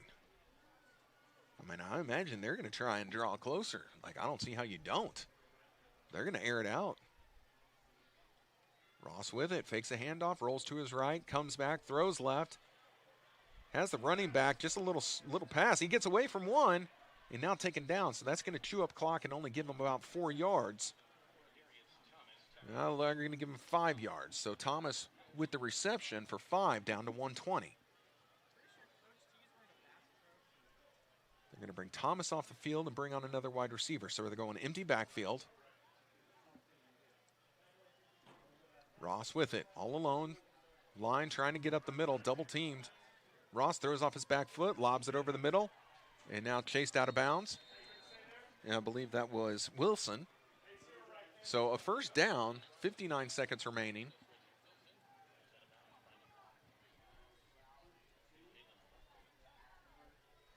Graceland's offensive line, they get some credit. They're keeping their quarterback pretty well protected. He's getting a lot of time back there. Ross has it. Pioneers could really use one of those high snaps. Goes over the middle. His receiver goes down for it.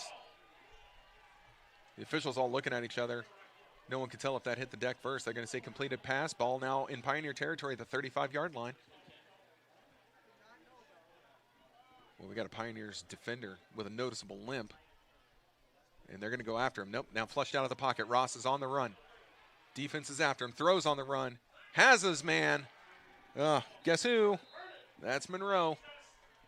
Monroe with it at the 20.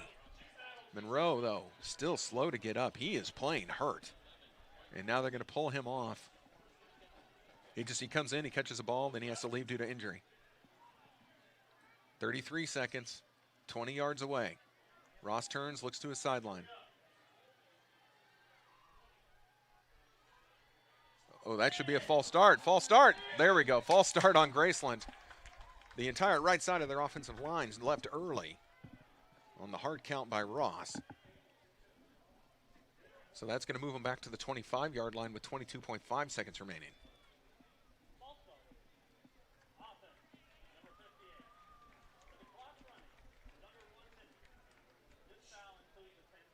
Ten-second runoff with the clock running in under a minute. So now we're down to 22.5 starting on the referee's whistle. Oh, I'm sorry, down to 12.5. 12.5, so this is probably going to be it for the half. 10 seconds. Now the play blown dead again. What in the world is happening now? MNU wanted to call a timeout. Okay, MNU got the timeout called before the ball was snapped. So right now the clock is at 8.9. I imagine that's got to go back to the 12.5. So 12.5. If it's a quick play to a sideline, you could get in field goal range. I do not sense that that is what Graceland is going to try and do. I think they're going to take a shot to the end zone. I think they want the 6. They don't want the 3. And then you'd imagine they're going to go for it again on the 2-point conversion, but they are 0 for 2 on 2-point conversions thus far in the game. So 33-19. They have not corrected the scoreboard yet and taken it back to the 12.5, so it might remain at the 8.9. I'm watching. See what they do with the clock. Doesn't look like anything. 8.9. So this is probably going to be it.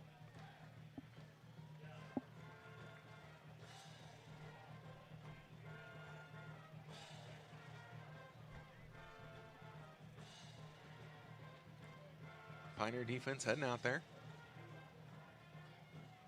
Looks like they're only going to have 3 down linemen, so they're not going to put a whole lot of pressure on the quarterback. Unless they're going to try and send maybe a delayed blitz, or they're going to drop everyone back in coverage. We got a spy on the quarterback. He's looking, throws it towards the end zone. Ball on the way. Incomplete, flag on the play. Pass was behind the receiver. He had to spin for it, and I think he caught the defender. There was contact, so this is going to be pass interference in the end zone with 2.3 seconds left in the half. So Graceland catches a break on that one as the pass was incomplete. But the penalty flag. So 15 yards from the previous spot. Automatic first down. 2.3, this is going to be it right here. And Graceland has no desire to go for that field goal. They are going for it.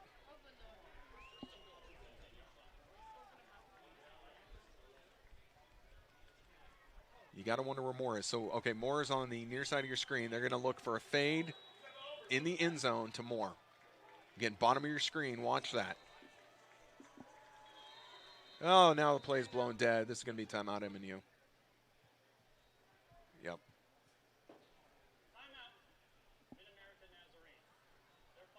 So the last timeout used by the Pioneers.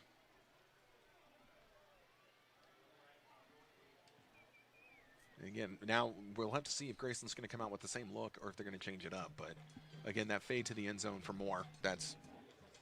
I'm sorry, I keep calling him Moore. I apologize. Monroe. Jeez.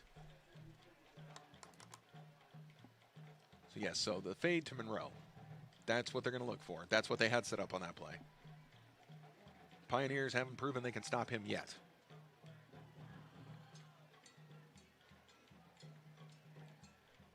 Monroe is listed at 5'10", 185, so he's got a little height for a wide receiver.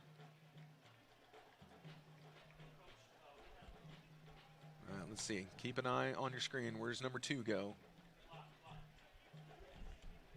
Now he's going to the other side, so he's going to be at the top of your screen.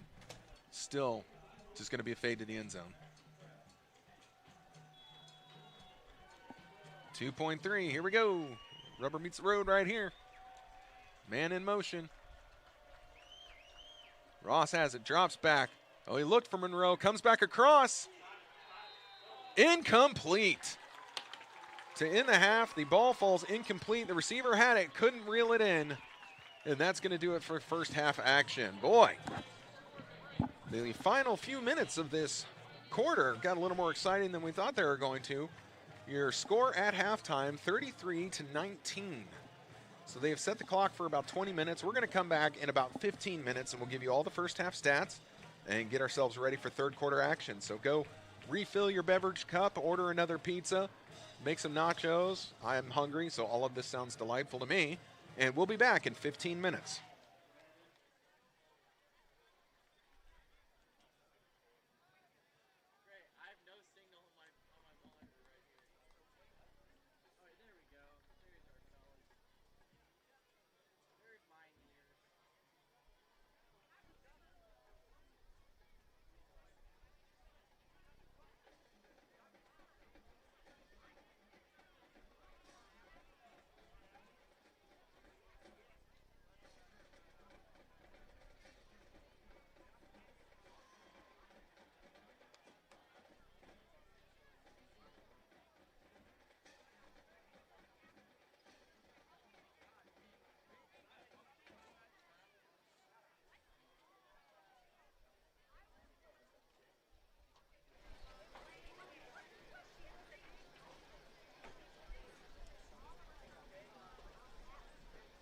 Ladies and gentlemen, please direct your attention to the video board for a highlight video of the MNU 2022 baseball team.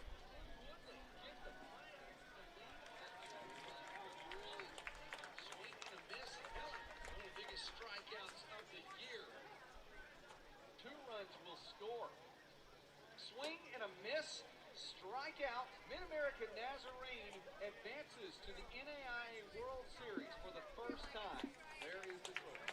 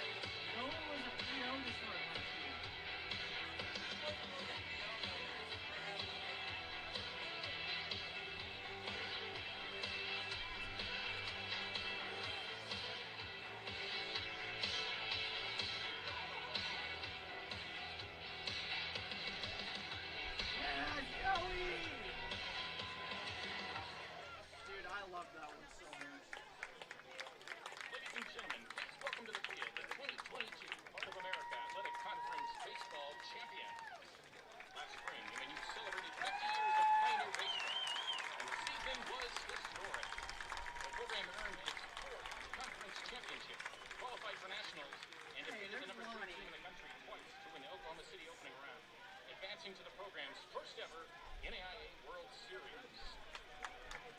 The following individuals earned postseason honors. First team All-Conference, Zach Trevino, pitcher. Joshua Sandoval, catcher. Theo Cornett, third base. Bryson Sherwood, shortstop. Josh Torres, outfield. Nathan Torres, relief pitcher. Second team All-Conference, Randy Fernandez, second base. Ryan Leo, Gold Glove, center field. Leo. Castillo, designated hitter. MNU received the Hart Baseball Sportsmanship Award, and Ryan Thompson was named Heart of America Coach of the Year. Other postseason honors also went to Noah Castillo, who was named to the World Series All-Tournament team after belting 3 home runs in 2 games. Nathan Torres was named to Rollins' first team NAIA All-American after setting the MNU record in saves with 14. Joshua Sandoval was unable to make it to the game tonight because he recently signed a free agent contract with the Tampa Bay Rays. Please join me in giving this group a round of applause on all their accomplishments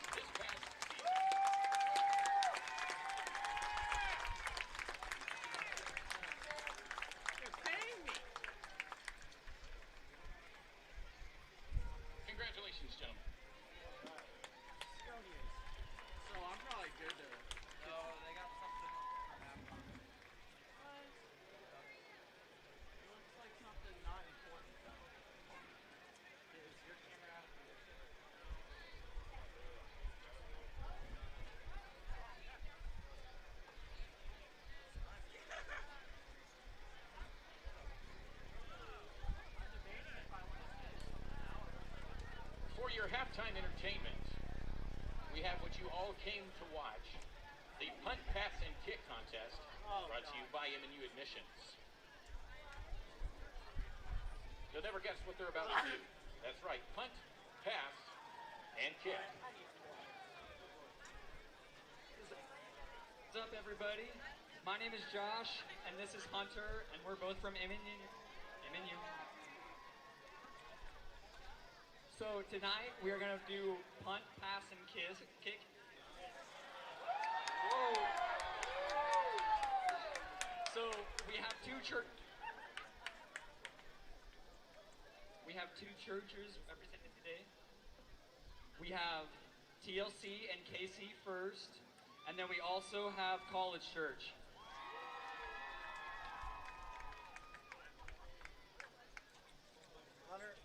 Hi, guys. My name's Hannah, and I'm from College Church. My name's Logan, and I'm from College Church. I'm Cal, and I'm from College Church. I'm Sarah, and I'm from KC First. My name's Marvin, and I'm from Total Life Church, Nazarene. My name is Davion. I'm from Total Life Church.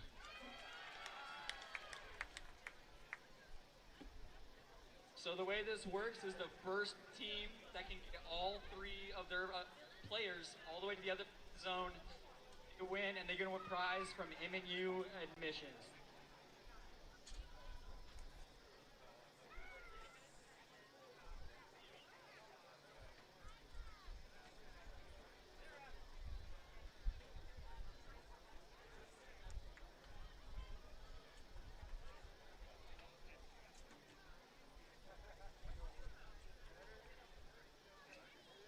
Church, are you ready? TLC and KC first. All right, 3, 2, 1, go.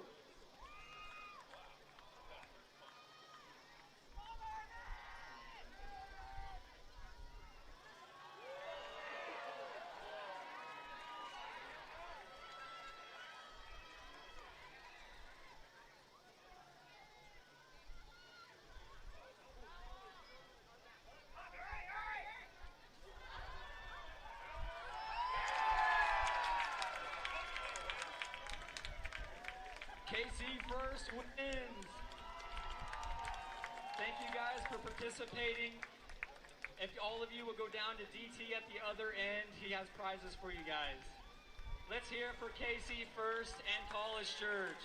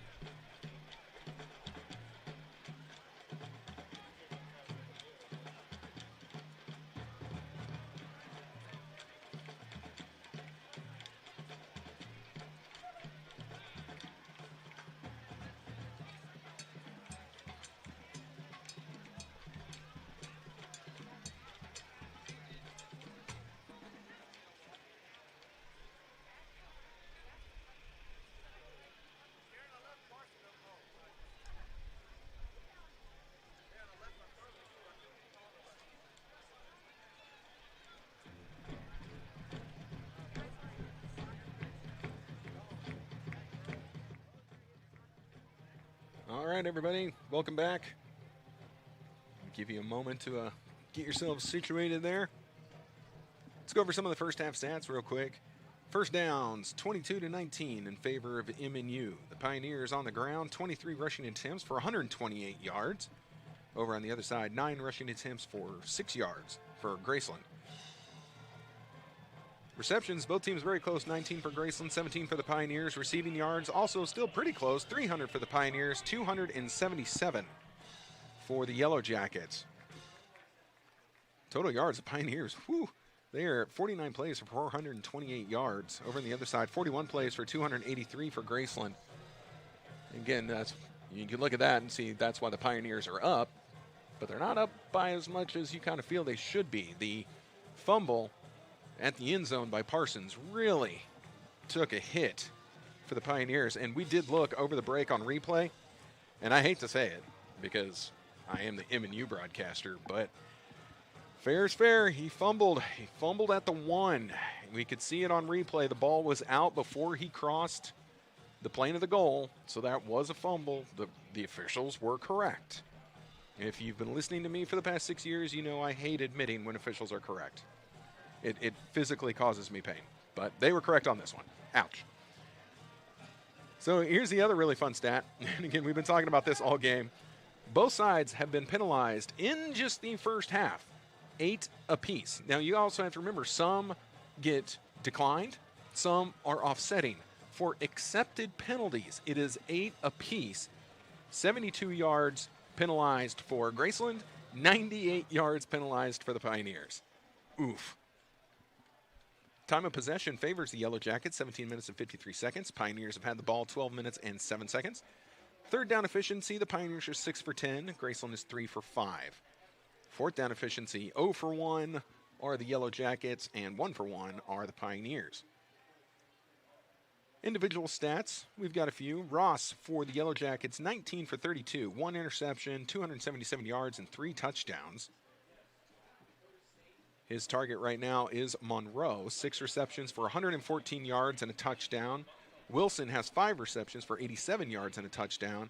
And then Blake has 3 receptions for 31 yards and 1 touchdown. On the ground, not much doing. This is actually, I'm not laughing at you, Graceland. I'm laughing at this particular stat. But Thomas has 5 attempts for 30 yards. But as I told you, they have 1 yard rushing, basically. Well, Ross had that one scramble that netted a negative 29 yards. On the fumble out of the back of the end zone, like that thing just lost a lot. So, and a few of the other times he's lost yardage. So anyway, that's that. Over for the Pioneers. Let's talk Pioneer offense. Parsons is 17 for 26. 1 pick, 300 yards in the air in the first half with 4 touchdowns. Leading the way is Tannis. He's leading the way in reception numbers. He has 6 receptions for 79 yards and 3 touchdowns. Paul St. Louis, he's got 4 receptions for 101 yards. No touchdowns, though. And then Finley was able to take one out of the backfield, the little swing pass for 70. He's got a total of 4 receptions, 79 yards, and 1 touchdown. On the ground, Cherry leading the way with 10 attempts, 67 yards. Behind him, Finley, he's got 7 carries for 20 yards, and that is where we're at. So both schools are returning to their sides. I'll be able to talk eventually. And we are now officially done with halftime. That State Farm sign was really, really bright on the video board out here. Holy cow. Again, the Pioneers won the coin toss. They elected to defer, so they will start the third quarter with the ball. We're going to hope against hope. The officials have firmly tucked their flags in their pockets so far down they cannot reach them, or they simply lack the physical strength to pull them out of their pockets and throw them upon the field, because, my goodness, there have been a lot of flags. As House of Pain is now encouraging you to jump around before we begin third quarter action.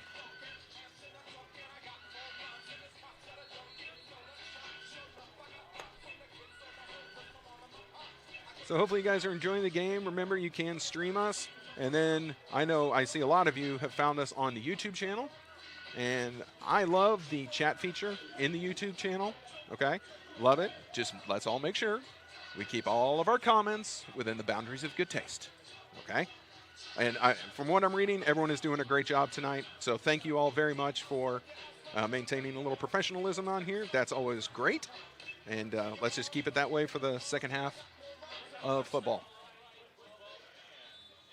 You can always, keep it clean, have fun talking about the game, and make sure you tell everyone who your favorite broadcaster for MNU football is. Hopefully it's the guy you're currently listening to. All right, here we go. It's time to play some football. Special teams on the field. The kick is in the air. That is going to be fielded at the 7-yard line. Here comes the return for the Pioneers. It's going to be a good return. Hit and taken down at the 35-yard line. And that is where the Pioneer offense is going to take over. So again, we're out here at ODAC, and I really like ODAC. This is a good place to play some football. My only problem, since we have an evening game, which is very rare out here, the lighting system I would not call fantastic. And the field is lit, and hopefully the players have no problems. But I don't know. Yeah. It's it's just All right, here we go. First play on offense. Little run up the middle. Not much doing there. And that was Cherry with the carry. We're going to have that rhyme a lot. They give him 2 yards on the play. Going to bring up 2nd and 8. Parsons has 1 to his right, 3 to his left. Cherry stays in the backfield. They fake the handoff to him. They sling it out wide real quick. St. Louis has it. Heading towards the first down marker. Good hit by Graceland, and I think he will be a yard short, but only a yard. Going to bring up 3rd and 1. Ball is placed on the 45-yard line. First down marker is at the 46.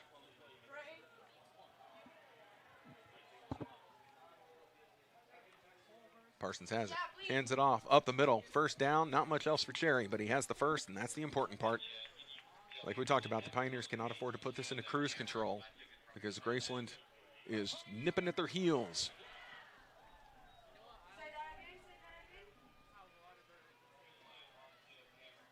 Now, if the Pioneers can find this run game, keep picking up first downs while keeping the ball on the ground, that's going to be great. Here's a throw. Good catch. Making people miss. Now brought down. Chased down from behind. I believe this is Tannis. It was. That's Tannis at the top of your screen, able to come up with a catch. I know it's weird when he catches a ball and it's not a touchdown, but he does do that. He does catch the ball and not score touchdowns sometimes. Most of the time, it's a touchdown.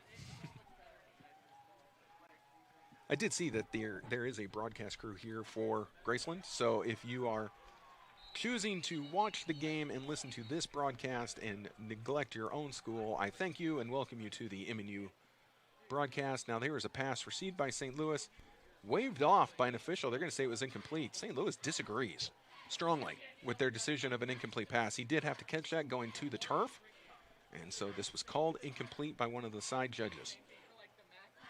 Okay. Brings up 2nd and 10, ball at the 33-yard line. Parsons still looking like he's going to throw it. Now a little stretch right. Cherry has it, turns upfield, takes a hit, gets taken down, probably halfway to the first down marker. Going to bring up a 3rd and medium, maybe a 3rd and 5, 3rd and 4. 3rd and 5 coming up. Pioneers really want to keep this drive going here. Be nice to start the half with some points, even if it's just a field goal. Parsons has it. Out wide to Cherry. Cherry's hit at the first down marker. Oh, and he's going to be short. He's going to be short. Pressure was coming. Parsons had to get it out quickly and was not able to let Cherry get across that first down marker before heaving him the ball.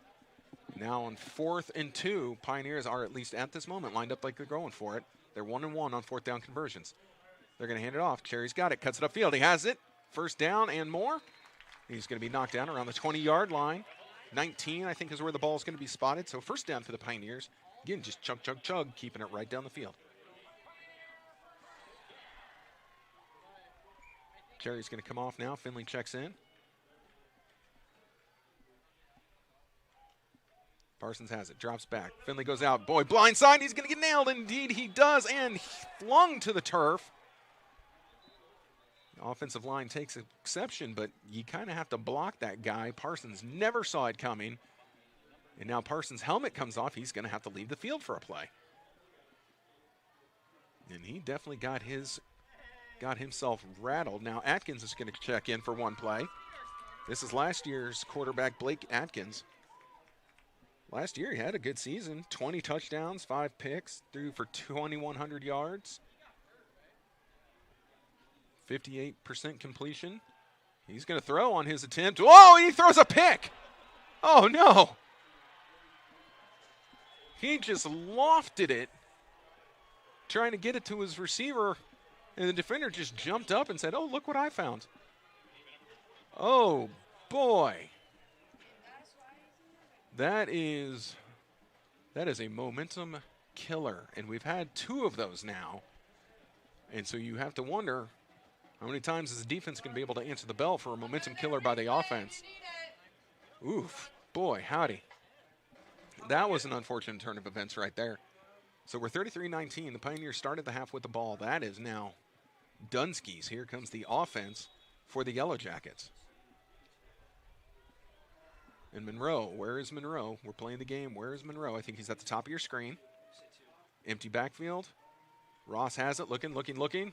Comes over the middle, throws it underneath. That ball is on the deck, and they're going to wave that off. That's definitely an incomplete pass, even though the Pioneers picked it up and tried to look like they're going to run away with it. But incomplete pass, going to bring up 2nd and 10. Reading body language, Atkins was mildly distraught after leaving the field after that interception.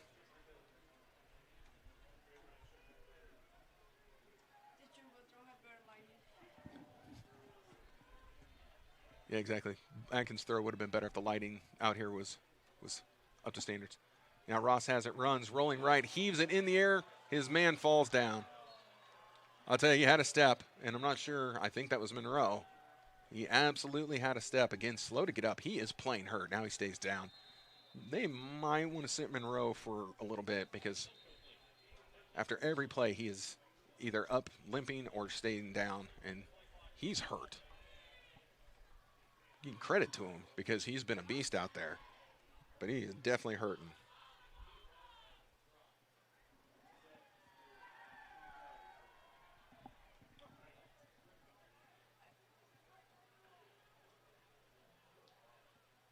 They're working on his right leg. So with this, officials are going to get a water break. Both sides going to their sideline. Trainers working on Monroe. And I understand the Yellow Jackets' position. Like, they don't want to lose this weapon. Look at it coming. But he has been playing hurt pretty much for full quarter now. Unless maybe it's just cramps. It could just be cramps because, again, hot weather game.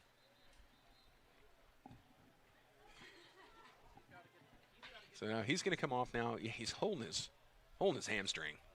So, again, this could be a cramp or he's hurt his hamstring, which hamstrings, oh, they'll stink. No fun when that gets hurt.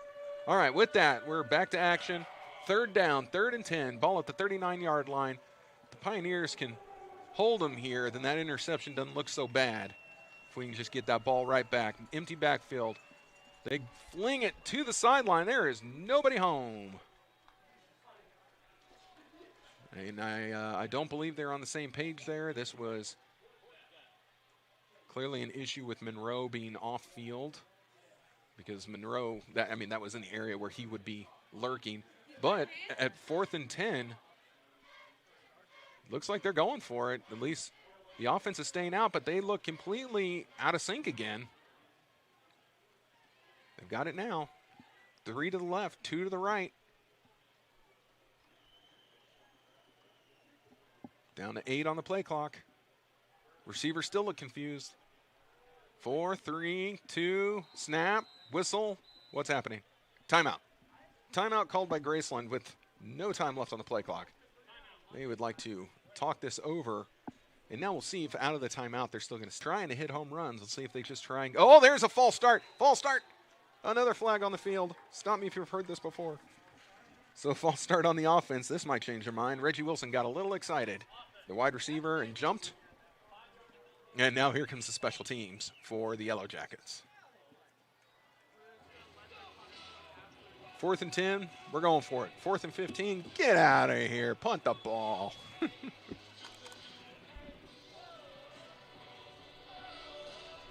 There we go. There's our cool little mic, our cool camera again. I'm sorry. I told you, it's my opening night as well. I only do weekly half-hour podcasts. I don't do what's going to end up being a 5.5-hour football game. High snap. Punter comes down with it. Able to get it away. Good kick. Wow. And the Pioneers are going to let that bounce. Oh, that's trouble. Trouble. Trouble. That's checking up at the 1, 2, 1. Oh, wait. If that guy touched it, that's a touchback. Oh, no. They're marking it down at the 1. What a great punt. Oh, my goodness. Yeah, the punter from Graceland is excited, and he has reason to be. That was very well done. Got a great bounce. So, we got a replay coming up. Check it out, everybody. Look at this. Look at that hop. I mean, that just couldn't have bounced any better. Checked up, like right at the 4. Just kind of bloop, bloop, bloop, right to the 1. They fall on it, so well done. Credit where credit's due. So the Pioneers in a hole on this one. Parsons standing halfway back in the end zone. Blitz coming. He's trying to get rid of it. Oh, boy. Tried to pass along the sideline. Not able to come up with it. Now coming up Gimpy. Uh-oh. That's a hurt player for the Pioneers. Oh, no. That was Caden Brown. Just the moment he didn't catch that ball, his leg, and he is receiving treatment on the sideline now. Boy, that looked painful. Pioneers are going to run it. Oh, geez, that's going to be – oh, he falls forward. What are we going to call that? Is this a safety? This could be a safety. No, they're going to mark him down at like the nothing-yard line. Oh, my. Got it. I mean, like the side of the official's foot where he's marking the ball is touching the goal line.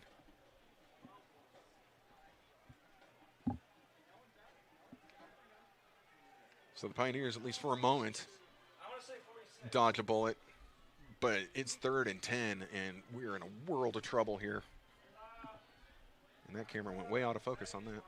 There we go. All right. Parsons. That's good. Sends his man to the other side of him. Oh, now a flag on the Pioneers. Oh, my goodness. What's that? Nothing. Like, what did you do? Good luck with half the distance to the goal on this one. I mean, that is movement of a half inch. How can you punt even? So 3rd and 10 now becomes 3rd and 10.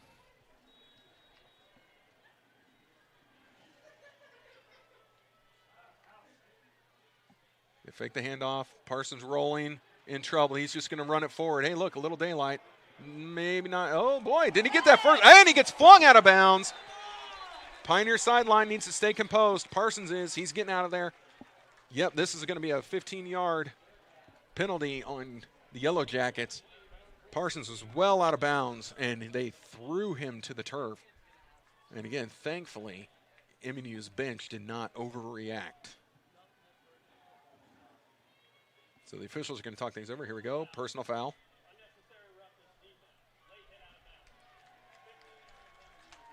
So 15 yards from the end of the run, which I think was enough to get us a first down anyway. So the Pioneers are going to pick up a big chunk of yardage here. And there you can see the throwdown from the replay. Move it, move it. Thank you. All right, with that, ball now moves up to the 35-yard line. Whew. Do you see Parsons' happy dance? I did see Parsons' happy dance. That was good. Cherry with the run, going left side. Try to cut it back inside. There was a lot of bodies there. So he's going to be taken down, probably a 2-yard gain on this play. But again, I'll take a 2-yard gain 35 yards away from our end zone. So I'm good with that.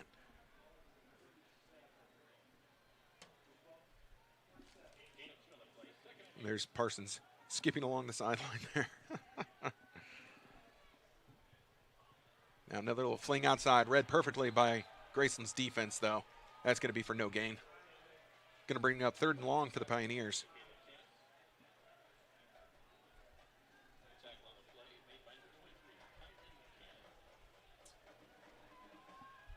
Yep, receiver never had a chance on that one.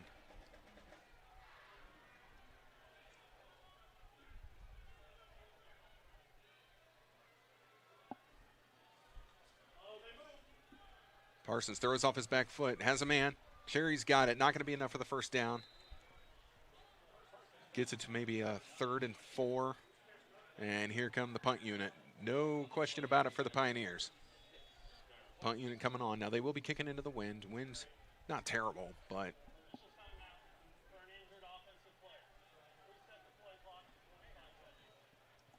and we have an official timeout due to an injured offensive player. So the play clock is getting reset to 25. And the trainers are going to come out. And I can't quite tell who it is they're working on there. Oh, that's Cherry. Okay, so Cherry a little shaken up on that play. But again, the special teams unit on, so he'll have a few moments to gather his thoughts. Keeps patting his helmet, maybe signifying that he got his bell rung a little bit. All right, now Pioneers special teams. Gonna try and get off a good punt here. Pin Graceland back. Oh boy, trying to go a little rugby style, shanked it because the special teams was all over him. This punt was, well, you know, I'm going to be as polite as I can. This was 10 shades of terrible. And the ball bounces out of bounds, staying in Pioneer territory at the 49-yard line. So whatever page that's on in the playbook, we just need to burn the playbook because we don't want that to ever resurface again. So anyway, that was an unfortunate turn of events. Graceland now takes over inside Pioneer territory at the 49-yard line. Again, we're 33-19 with 8:40 remaining in the third quarter.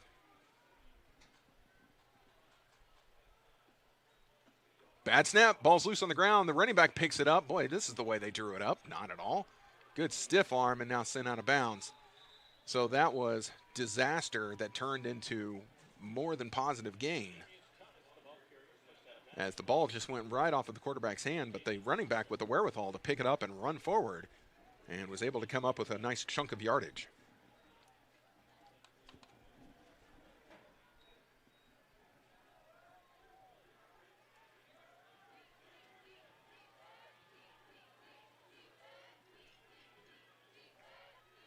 Three to the right of the quarterback. He's going to hand it off up the middle, draw play up the middle.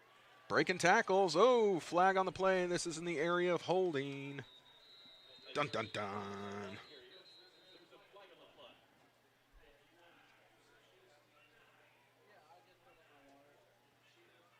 And the officials are calling everyone back. This is going to be a hold.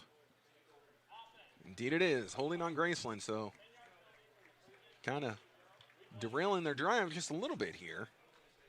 Just making it a longer way to go. They've had some positive plays. Now this one marches them backwards. Again, at the end of this quarter, we will update everyone on our ever-so-fun penalty counter, which by now I wouldn't be surprised if that stat system has broken with the amount of penalties we are entering into it. I did see in the chat room someone said it's week one. The refs need to, kind of ease off or calm down or whatever the verbiage was, but I agree. Officials are calling it real tight for week one. Good grief. They're going to try a little shovel pass, shuttle run, but goes nowhere. Pioneers all over it. 1 yard gain.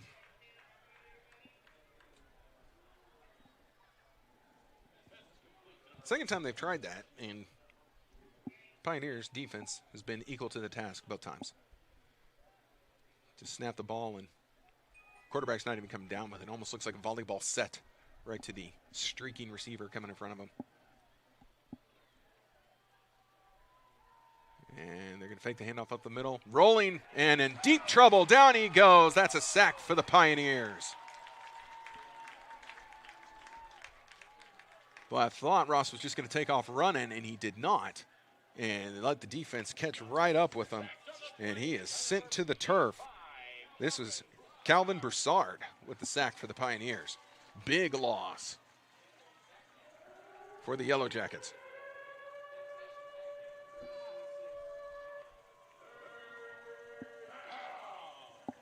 So 3rd and 26. Ball now back in Yellow Jacket territory at the 47-yard line.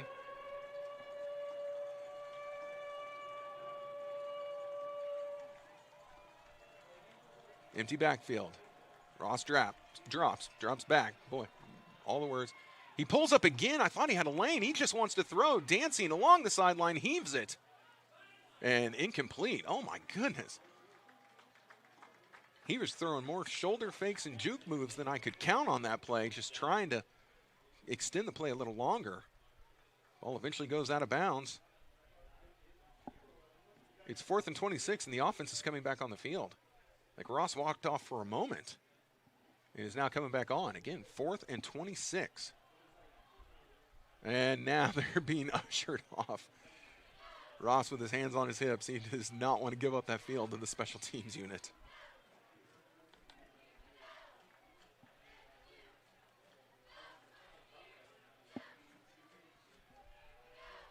Special teams unit gets on the field for the Pioneers. And the kick is away. Fair catch called for. And there we go. Ball's going to be down at the 12-yard line. So thankfully not as bad as it was previously, but still, Pioneers starting this drive deep in their own territory with 6:23 remaining in the third quarter. Still 33-19, as now we're becoming a defensive struggle here in the early-ish goings of the second half.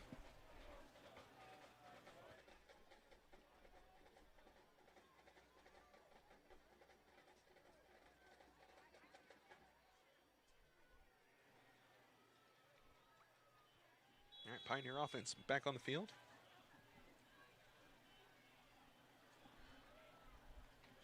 Parsons takes the snap, drops back. A little three-step drop, flings it over the middle. He was hit as he threw, and that ball falls to the turf. Somebody got a little piece of him. Ross's pass intended for correction. Parsons' pass to the kid of Tannis is incomplete. So they are saying that it was intended for Tannis. Hard to tell as it was knocked down. Parsons. Ooh, nice fake throw. Hands it off up the middle. Finley's got room. First down, past the marker. Now taken down near the 30-yard line. Parsons, all the credit in the world. He sold that one. Looked like he was just going to have a really quick throw out to the side. He even sold it with two hands, and everyone bid on it. Even I tried to make a dive on that ball. I missed. He hands it off instead. Up the middle goes Finley. First down. Pioneers rolling.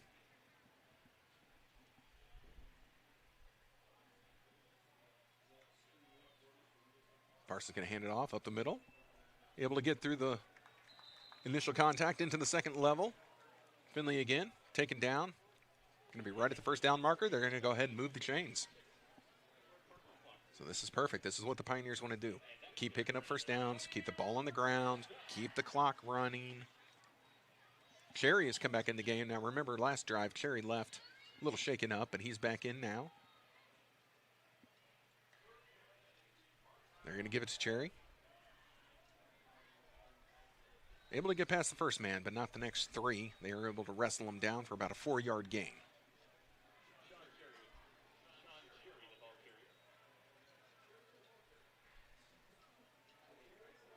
Every once in a while, I look down here at the YouTube stream, like, it looks good. You know what? MNU is doing good work, getting the good cameras. And again, look at the other side. Credit to the Graceland fans. You guys showed up. Can't see much of the Pioneer side, but a great crowd for the Pioneers. Here's a quick throw outside as a tight end. That's a first down and more. Didn't drop it this time. Good man, good man. That's Masunis. Masunis with the first down reception. And again, we're just keeping it moving, keeping it moving. The tight end has not been involved too much today, but when he does, he's picking up big chunks.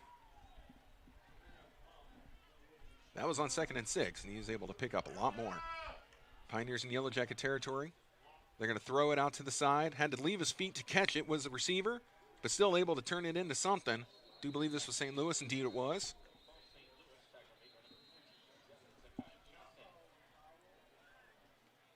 If St. Louis could have caught that in stride, he would have gotten a lot farther. He had to elevate, leave his feet, and of course that kills all momentum when you do that. I don't know what our cameraman's looking at this moment. Okay, there we go.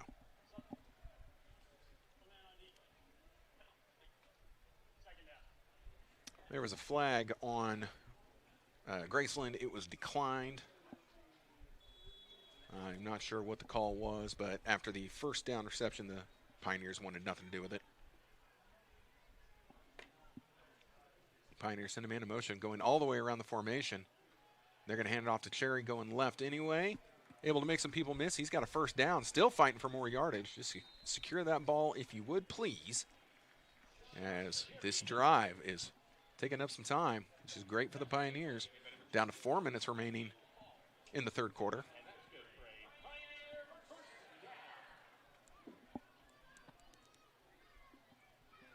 Parsons wasn't quite on the same page with the sideline. They've got to figure it out now. Man in motion again, all the way around the formation. They're going to fling it out to him. He's going to have to try and turn upfield and make this not a loss. He started so far behind the line. And I do believe St. Louis was able to get some positive yardage. Not much. They're going to give him 3, it looks like, on this.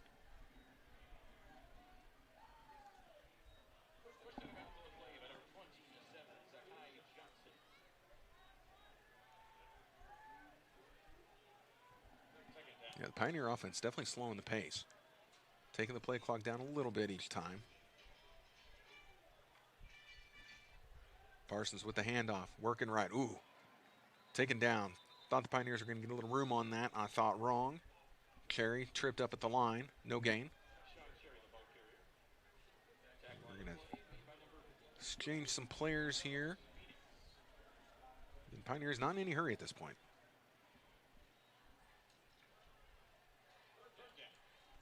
Three to the left of the quarterback, 1 to the right. We'll draw out the middle.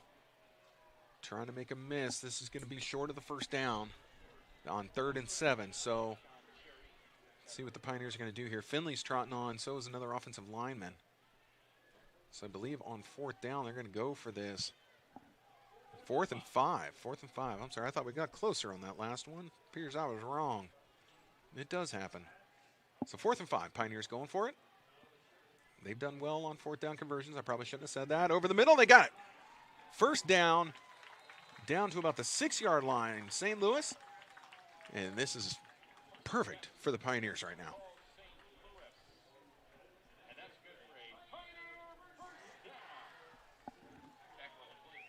Two and a half remaining third quarter. This drive is chewing up a ton of clock. Now the Pioneers just got to finish it by putting it in the end zone. Parsons dropping back, looking right, looking right. He has all day to think about this. Now steps forward, directing traffic. Heaves it. Oh, man. Another almost interception. Defender did catch the ball, but landed out of bounds. But, oh, my goodness. Parsons is getting me a little nervous down here in the red zone. I mean, we've had a fumble in the red zone. We've had an interception in the red zone. That was an interception that the defender just couldn't get his feet down on. Come on, meow. They give it to Finley. Finley trying to get that left edge. Has it into the end zone. Finley for the touchdown. Whew. Great run by the Pioneers. They just worked it left, closed everyone off, and Finley able to make one miss and goes into the end zone for 6 more Pioneer points. That's going to extend the Pioneer lead this quarter.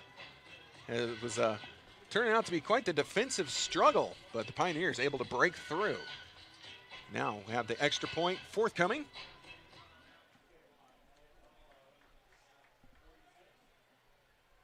Good snap, good placement. Kick is up, and the kick is good. So the Pioneers are able to get their lead to 40-19. They now have a 3-touchdown lead with 2:07 remaining in the third quarter. Thankfully, the pace of this game has picked up just a little bit, as there have been a few less flags. Still some, but a few less.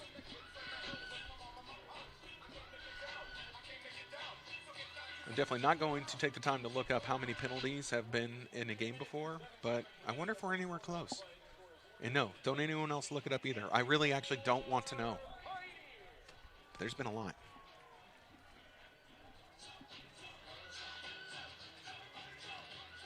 Sounds like it was a good day for MNU. The volleyball team was able to have a come-from-behind victory, I believe I heard. And then the men's soccer squad also with a victory this weekend.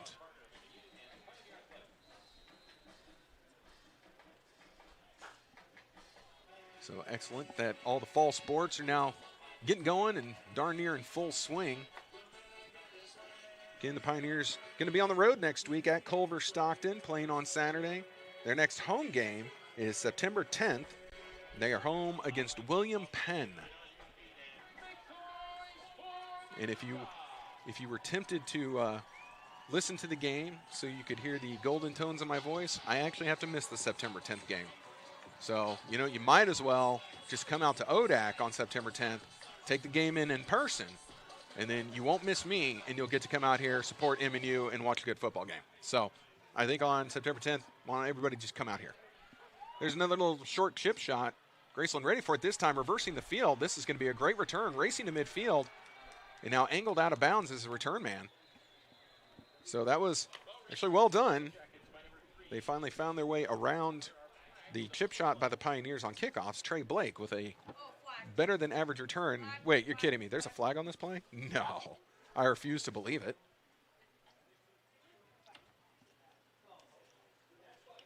There's a hanky down. There's two hankies.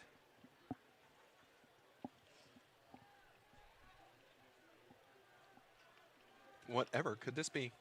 Holding on the offense, so on Graceland. All right, well, that's how he had such a good return. They held the defense. They just had to cheat to get that return. I'm totally kidding. Everyone, holding happens probably on every play, but they called it on this one.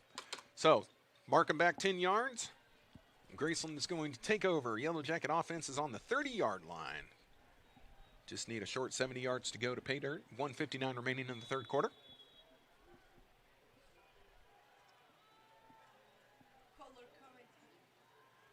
And now there's a run up the middle, and they're going to be halfway to the first down marker. Clock is going to keep on ticking. I mean, unless there's a flag on the play, which there could be. No, not on this play, but, you know, there's always the chance.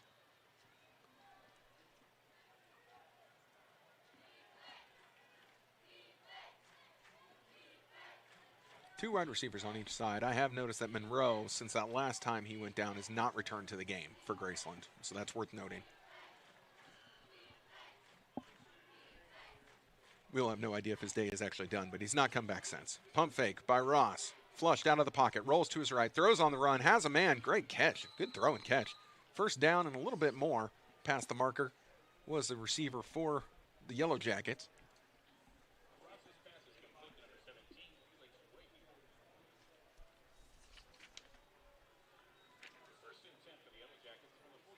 So let's see, Felix Wade comes out with that first down completion. It was a great rollout and good throw by Ross. Like, that was very well done.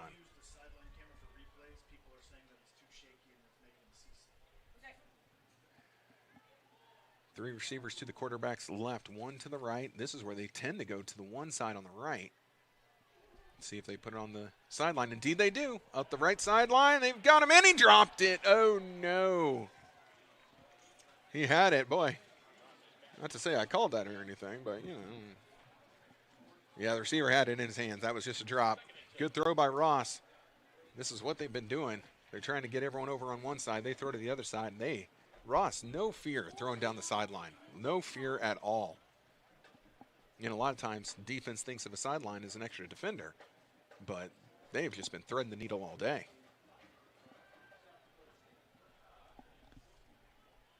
Second and 10. And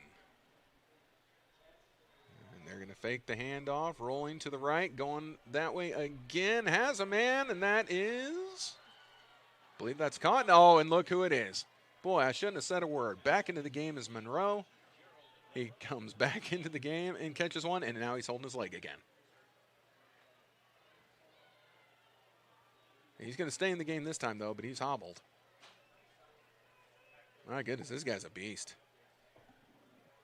20 seconds remains in the third quarter. Monroe, single coverage. He's at the bottom of your screen. Now the Pioneers get another defender over on him. 3 in the vicinity. Like, no more of him. Throw over the middle, has a man. That's an easy walk-in touchdown for the Yellow Jackets. Pioneers started worrying a little too much about Monroe, and they left it wide open in the center of the field. Reggie Wilson able to come up with the touchdown grab. So again, this game not over yet.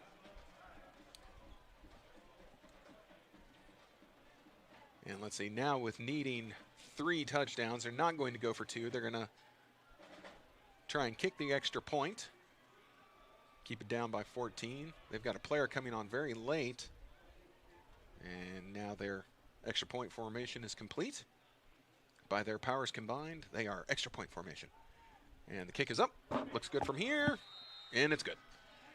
So 40-26 is going to be the score. There it is. Scoreboard was a little late updating. 40-26 with 6 seconds left in the third quarter. So this is really going to come down to MNU's possession of the ball in the fourth quarter. How long can they keep it? Can they keep the offense for Graceland off the field? No turnovers. Turnovers are going to be bad. Penalties are killers. I mean, there's a lot that the MNU offense is going to have to keep in mind. Like I said earlier, cannot just put this in cruise control. All right, who's ready? Well, now we'll wait, because this is what we do. We're going to wait the last 6.8 seconds for our stats, and then we're going to have some fun with it. We're going to look at penalties, baby. I know you are as excited as I am. So something I like to do, if you've listened to my broadcast before, all of you watching in the YouTube, okay, where we have the chat room, why don't you hit up the comments? Let me know where you're watching from. Where are you watching from? Who you're rooting for? Who's your player? I like seeing this stuff. I like seeing how far we've had Ireland. We've had over in South America. We've had people from all over, which is pretty cool. So if you're in the chat room, let me know where you're watching from, who your school is, and who your player is. Here's the kick, fielded at the 10-yard line by the Pioneers. And able to cut it inside. Still working now, taken down around the 33-yard line. That is where the offense will take over for the Pioneers.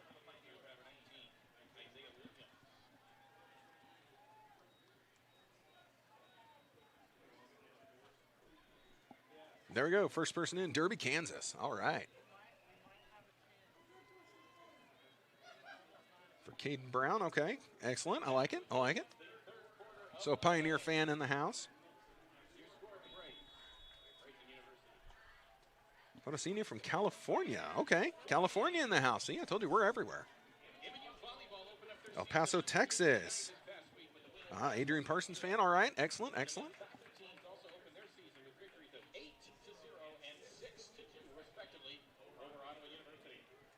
Elk River, Minnesota. Cancun, Mexico. You're kidding. Wow, I was just there last month. It wasn't for football, though. It was vacation. There it goes. Sedalia, Missouri in the house for Cameron Finley. You guys should be enjoying this game. Another Cancun. This must be family vacation down there. Chicago. It's my kind of town. Omaha, Nebraska. Waco, Texas.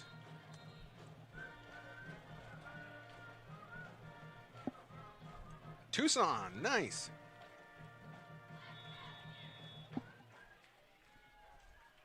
There we go, Seattle, Washington. All right, play underway. Parsons takes a snap. They're going to hand it off up the middle, breaking through the line into the secondary. Let's see, who is this? This is a new running back into the game for the Pioneers. Let's see who that was that came in. Oh, Kentrell Jones into the game, getting some carries. Able to take it down to a 2nd and 1. Let's see, Princeton Mo, another El Paso, Alaska. Oh, nice. Miami, Florida, Hawaii.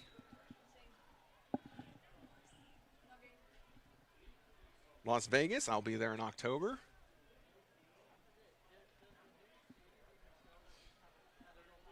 All right, so that went nowhere. 3rd and 1 for the Pioneers. They want to keep this drive alive. New Orleans. Oh, I love New Orleans. There we go, run up the middle. Got the first down. There we go. All right, first down, almost to midfield. Pioneers still moving this ball. West Plains, Missouri.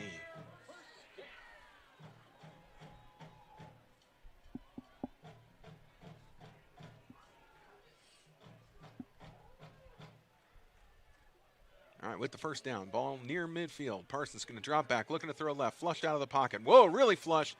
Flag on the play, and oh my goodness. Parsons gets dumped unceremoniously by the defense. There's a flag down in the area of holding, so I imagine they're going to keep this sack. And that is Juan Crudup with the most vicious of sacks on Parsons, and now the offense. But if you can hear my voice, I will continue to bring you the game. Oh, there we go. Now it's back up. Annapolis, Maryland for Andre Brown. Say that we don't know what happened, but we were off for a second. All right. Parsons going deep down the sideline. Can Tannis get there? No. Oh, man. That was close. That was close. And I'm sorry, that wasn't Tannis as the intended receiver. Oh, guess what? There's a flag on the play. California. Another Derby, Kansas. You guys are great, man. We got a lot of people watching tonight. Thank you for watching us here on the Pioneer Sports Network.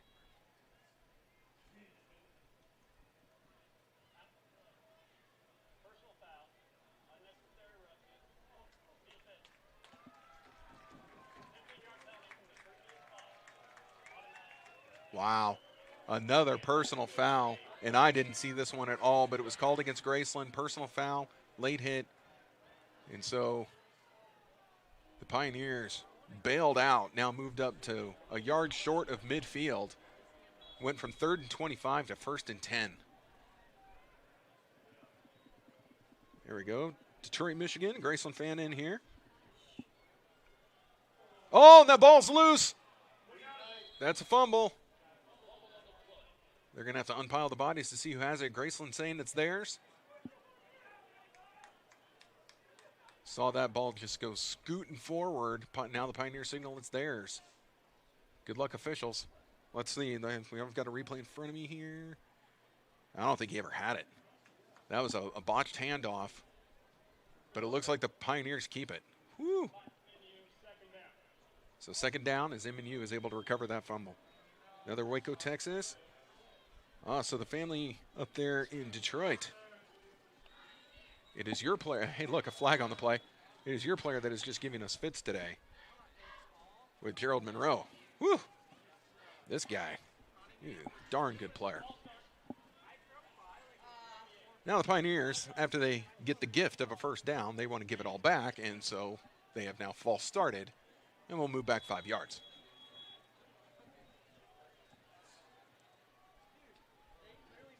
This penalty stuff is insane. Oh, I never went over the penalties at the end of the third quarter. Sorry, we'll catch up on that here in a second. I was too busy. Oh, again, from the blind side. I thought Parsons was going to die. His pass incomplete to the tight end. As, my goodness, the defense was barreling down on him with much speed and aggression. 3rd and 14 coming up. See what the Pioneers can do. They've got a lot of ground to cover. Pressure coming. They fling it out wide. They've got Cherry. Cherry back to the original line of scrimmage. Now upended. He's going to be short, but only by a yard or two of the first down marker. Good run by Cherry. Now a defender down. He was away from the play. Trying to get back to his feet. Again, cramp situation is going to be my guess. Because he's going off with, and I know that limp well. See, we got more Derby, Kansas. Woo, look at that, the camera angle. All right. Pasadena, Maryland. All right. Andre Brown fans. Okay, so we've got the injury right now. All right, hey, good timing. Yeah, not that an injury is good timing. You know what I mean. But let's check our stats here. Let's go look at the penalty yards because this is getting humorous.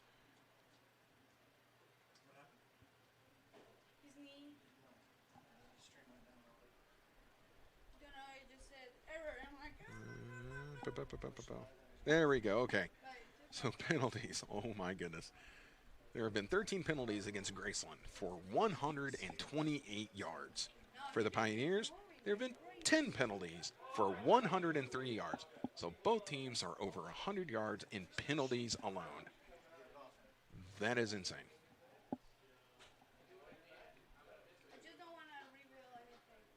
Pioneers leading the way with 34 first downs, and that's been a lot here in the third quarter in these first few moments of the fourth as they're trying to run the clock out. 23 first downs for the Yellow Jackets. Pioneers are now at 43 rushing attempts for 209 yards. 12 rushing attempts for Graceland for 16 yards. And then receptions, the Pioneers have 27 receptions for 384 yards. 23 receptions for Graceland for 341 yards. So the passing game for both sides is working well. The Pioneers, and again with this 2-touchdown lead, it's the run game that's really helping them out right now. And even still, game's not over. This drive for the Pioneers could maybe put it away, or with a turnover, which there was almost a fumble, it could spell disaster. Pioneers are going to hand it off. Left side, Sherry has it. Couldn't quite get to the edge. And is dropped at the 40-yard line. Just going to be it should be a gain of 1 or enough for a first down. Will it be enough? What are we doing? There we go. All right, there's the spot to call. First down, Pioneers. Whew. So the chain gang is moving. Clock is ticking. Pioneers are driving. Now another run. This goes nowhere. Where are you going? Nowhere. Sherry not able to come up with anything on that one, so no gain.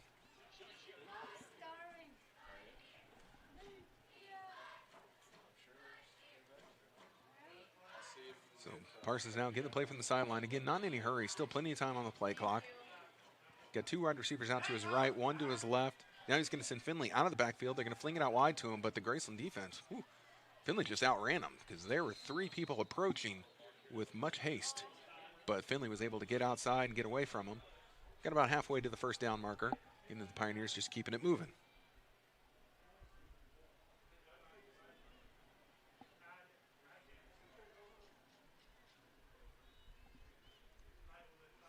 Let's see. Let's get some more locations here. Van Wert, Iowa in the house. Gophers Cove, Texas.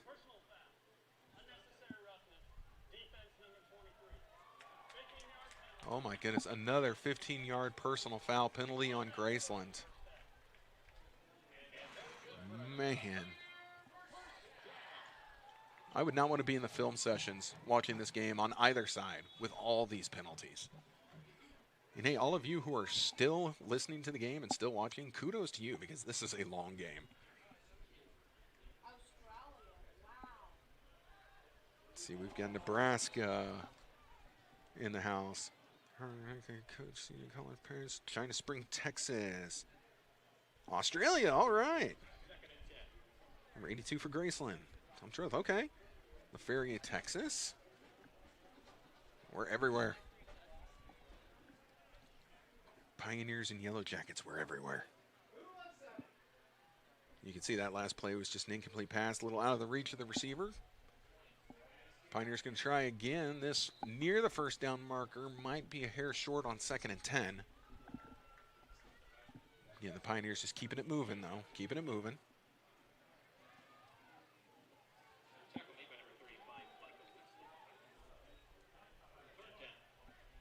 Third and 3 coming up. There's a throw in the middle. St. Louis has it. Fighting to get into the end zone. He's going to be stopped. Oh, he's still fighting, though. Down at the forward progress. Might get him to the 4, definitely the 5. And it looks like the official's walking down the 5-yard line. So the Pioneers will be at the 5-yard line trying to knock it into the end zone. Now another defender down. And so an official timeout while they check on this Yellow Jacket again, working the leg.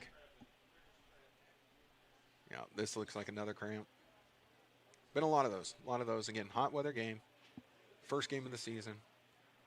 Hotter down on the field than it is anywhere else.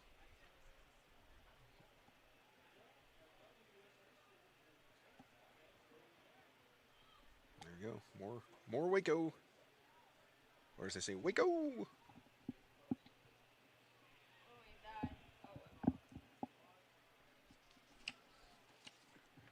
Let's see, we can do another one. You guys want to do another chat room game? All right, you ready? Because we've got some time here. 11:15 left in the game. Oh, another Hawaii. Woohoo! Hawaii for Graceland. All right. Welcome, welcome, Hawaii. All right, here we go. Here's our other game I like to play. Your favorite game day snack. What is your official football food? All right, you're getting ready to watch the game. You got to have something to eat. You got to snack on something. What is it? What is your go-to game day menu? Hit me.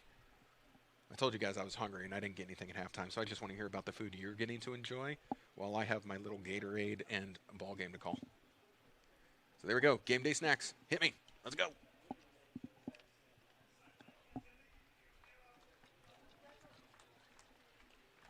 Pizza. Person after my own heart. Chicken wings. Love it. Wings and pizza. See, we're just combining the best of everything right there. All right, Graceland able to get their player over to the trainer's table. The Pioneer offense now heading back out.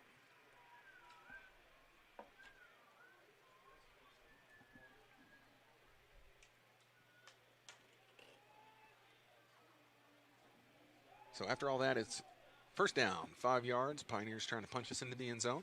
Parsons with it. Rolling to his right, he kept it. Defense is wise to it, though. Throws it to the end zone and knocked away by the defender. So an incomplete pass. He's going to bring up 2nd and 5. We've got some chips and dip, for sure. Raw fish. You can have all of that you want. I'm out. I'm out on that one. Wings and beer. Yeah, there you go. Someone tipped it. All right, here we go. Run off the side, trying to break in off. Finley can't quite get it. Going to be about 2 yards short on 2nd and 5, so it's going to bring up a 3rd and 2. Liver and onions. You know, I might be asking if you're kidding, but there are those. There are those who like that. My father was one of them. I am not. There we go. Barbecue. There's a Kansas City person right there. Here we go. 3rd and 2. Finley. Oh, boy. Flags everywhere. I'm going to call my mom and tell her I'm not getting home until morning. There's as many flags as there have been in this game. I've never seen so many flags in the first game. We're still 10-18 remaining in the game. 40-26. Pioneers with 2-score lead. Trying to punch it in to get it back to a 3-touchdown lead. We're going to see the Pioneer offense is all walking backwards. So I think they're assuming this is going to be on them.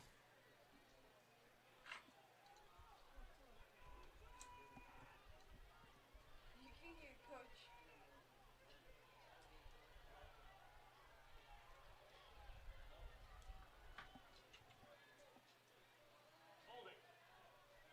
There we go. Holding on the Pioneers. Going to walk them backwards a little bit. Nothing.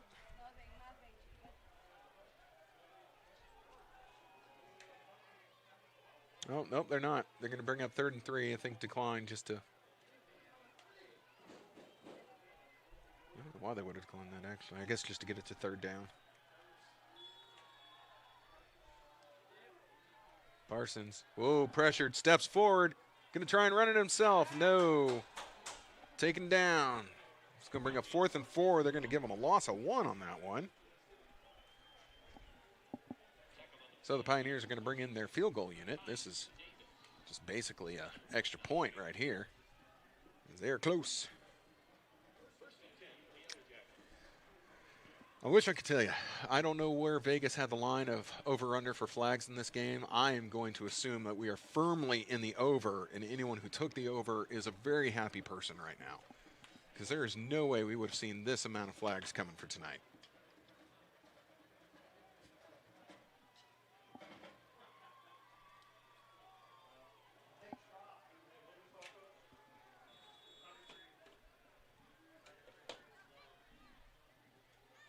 I'm sorry, it was 4th down that we went for it. That's turnover on downs by the Pioneers. I apologize. I'm trying to do too much. Trying to hit a home run right out of the gates of the Yellow Jackets, but no good.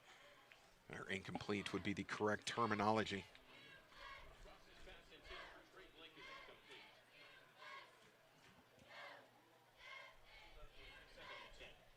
I see a question here. I'm going to assume it is directed at me. Did I go to MNU? Yes, I did. Graduated in 2015. A non-traditional student in the accelerated bachelor program.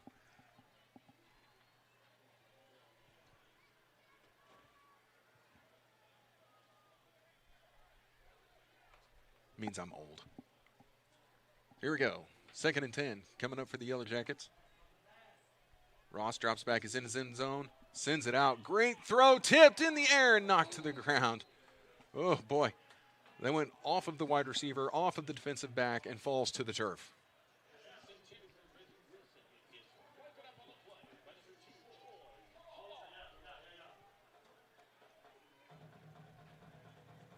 You can see right there. Boink, boink, boink. 3rd and 10. In Graceland. At the 3-yard line, trying to get out of the shadow of their own end zone. Their own goalpost. See what happens. We got to turn the air raid siren off. There we go. Ross looking to his left, flings it left towards the sideline, got his man on a comeback route, has the first down, and now knocked to the ground. Guess who? That is our nemesis right now. Good grief. Gerald Monroe. He comes in the game, he catches first down passes or touchdowns, and then he leaves to get his leg worked on again. And then he'll be back to catch another first down when they're in trouble.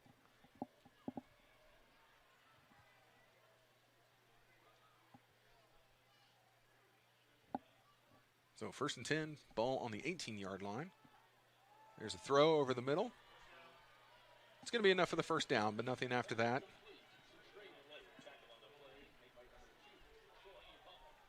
Hall able to tackle him the moment he caught the ball. So enough to move the sticks. Ball at the 30-yard line. But again, time is ticking. Time is ticking.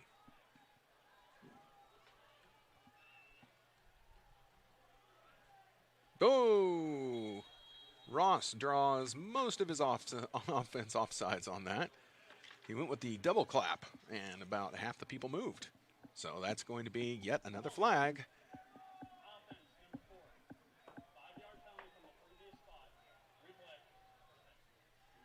So marching backwards 5 yards, and we're going to do first down all over again.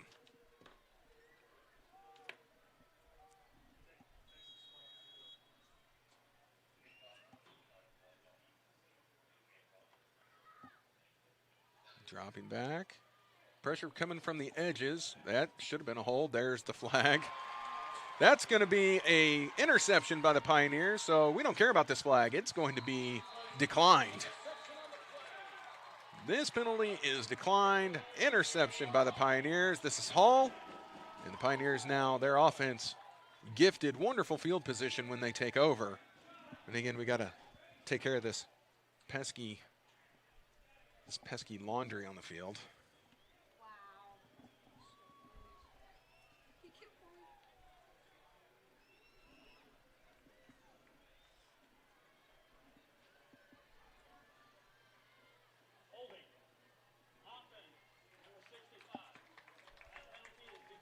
Indeed, that penalty is declined, official sir. There we go. That's a pick by the Pioneers. Now the Pioneers are going to take over. Ball placed on the, where is he going to set that down? 23-yard line. Fortunate turn of events if you're a Pioneer fan. Not so awesome if you are a Yellow Jacket. Pioneers going to hand it off up the middle. Finley, great cut. Inside, outside, and now taken down inside the 5-yard line. That was a great run on first down, and the Pioneers are on the doorstep. Again, quickly getting into their formation. This has brought them success today. They're going to hand it off again, let him finish what he started. Oh, I thought he was in. You saying he did not break the plane of the goal on that run? So Finley's going to be marked down at the several centimeter yard line. Give it to him again. They do. Up the middle, he falls forward, and that is a touchdown, Pioneers. Crowd was a little late to respond.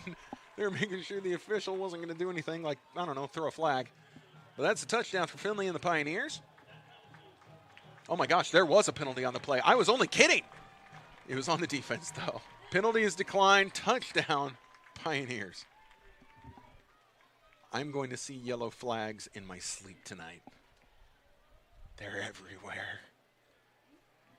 So the Pioneers bringing in the extra point team, extra point unit, special teams, call them what you will. Just don't throw a flag on them.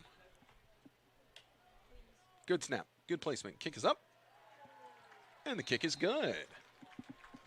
Pioneers able to extend their lead, put a little more distance in between themselves and the Yellow Jackets with 8:06 remaining in the ball game. It is 47-26 here at the Olathe District Activity Center as we are attempting to finish this game before Labor Day weekend. I can't promise you that it happens, but I'm starting to like our chances.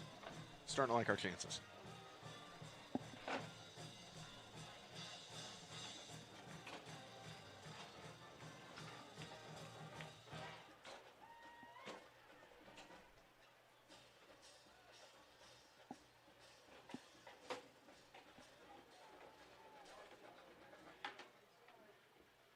There we go. We got another one coming in from Minneapolis, Minnesota. Nice. I was just up there a few years ago.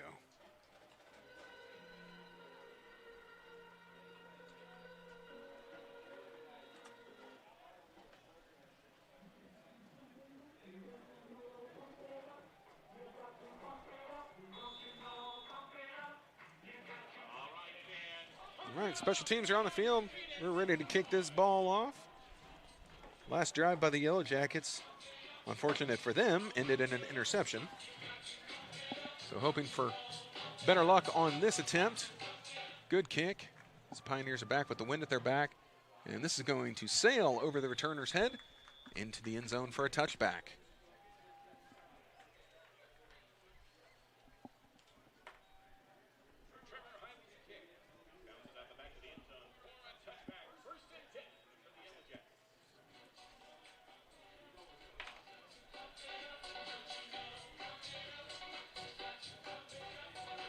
Sorry, I'm trying to get my stats to update here. I'll try and update us on what's going on. Again, the penalties. I'm sorry, I hope you're not tired of hearing about it. They're kind of cracking me up. 15 accepted penalties against Graceland for 148 yards. 10 accepted against the Pioneers for 103 yards. And, of course, more flags than that have been thrown because we don't count the ones on here that have been denied. That was a false start. All the receivers took off before the quarterback had the ball even snapped to him. So we're going to back up Graceland 5 yards. People in the crowd are starting to boo. They're starting to boo the officials. And I'm not making this up. You probably heard it on the field mic because I think everyone is sick and tired of seeing flags.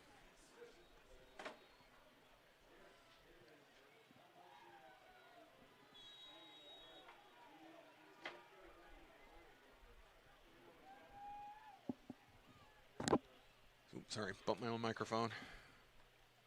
Ross with it, looking left, pump fakes, goes left. I think this was out of the reach of everyone. Trying to hit Monroe again along the sideline. Pioneers had a corner and a safety over there in the vicinity. So Ross really trying to thread that needle and get it in between the two defenders, put it out of the reach of his wide receiver. Monroe staying in. Still, every time he walks back to the line, he's grabbing at his hamstring on his right leg. Wonder how much that's bugging him. Oh, now the Pioneers jump. Oh, look, free play. Oh, they're going to blow this dead. Uncatchable. It's not normal, right? No, this is not normal. I've never actually seen a game with this many flags. But to be fair, that's offside on the defense. The offsides ones, offense and defense, like they're kind of doing those to themselves. That's not technically the official's fault unless they just want to pretend like they didn't see it, which at this point I'm okay with. Like they could totally pretend like they didn't see it and just not throw a flag, but I get it. Those are ones we do to ourselves. And the Pioneers just did that one to themselves. North Dakota in the house. Welcome, welcome.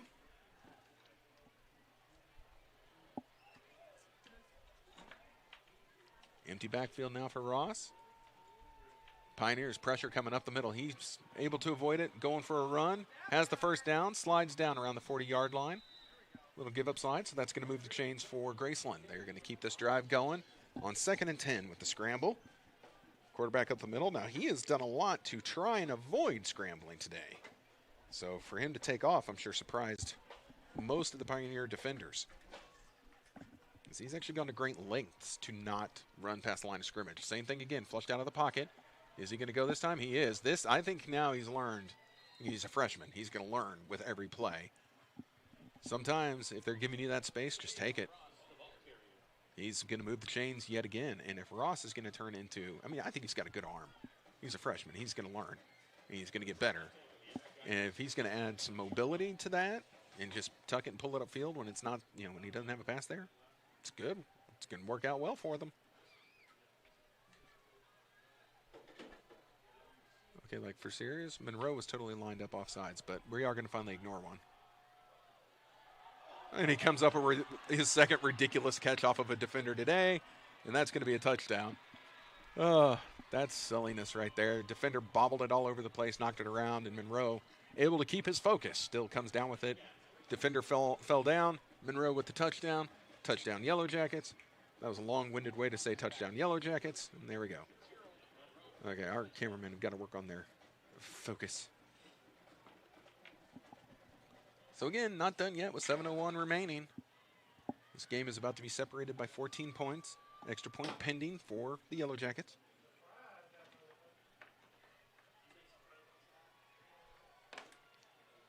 This game is taking so long. Like nobody even out in the stadium has any steam right now. Yellow Jacket fans are like, yay, that's cool. Oh, the extra point is blocked. Pioneer special team able to block it and just drop, get down. Somebody fall on it. There we go. Play's over. Extra point is no good. Good work by the Pioneers to knock that down. So we are not at a 14-point lead. We're at the ever so crucial 15-point lead. Dun, dun, dun.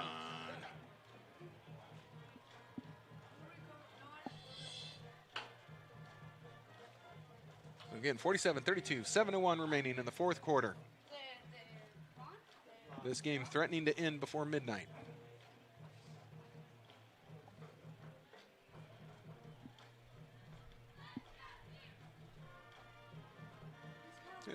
I'm sure you saw the replay there. The blocked extra point, well done.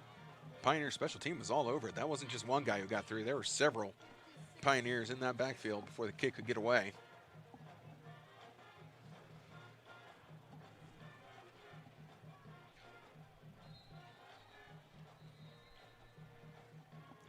The officials blow their whistle, signaling everyone to get on the field.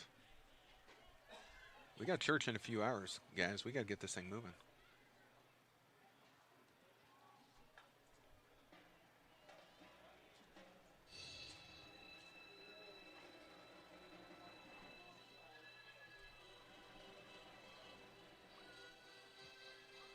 Pioneers are lined up in their standard return.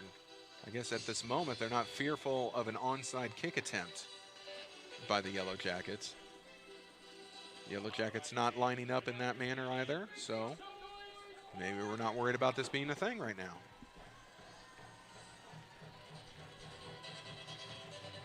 Long run by the kicker. And he tries it. They tried the onside kick, trying to get it to 10 yards, and a flag on the play. I think they're going to say Yellow Jacket touched it early. But yeah, the Pioneers, I thought they should have been more ready for an onside kick attempt. And sure enough, Yellow Jackets with the attempt, flag down. Let's see what the call is, and if the Pioneers are going to keep any possession here. Two helmets came off.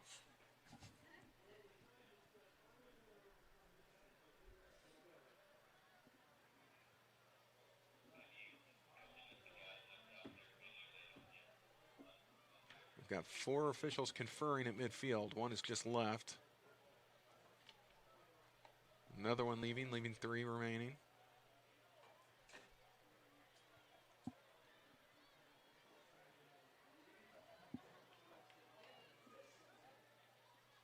Here's the call.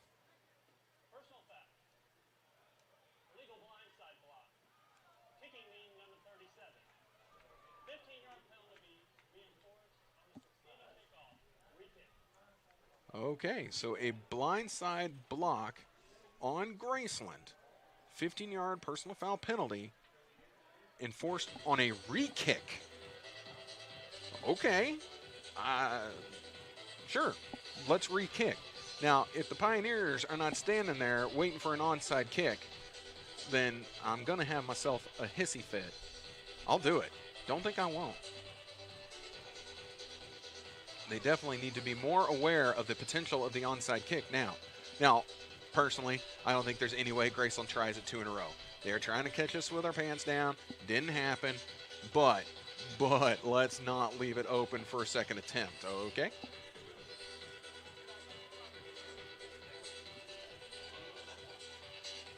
Oh, goodness, Pioneers. You still are trying this with only 5 guys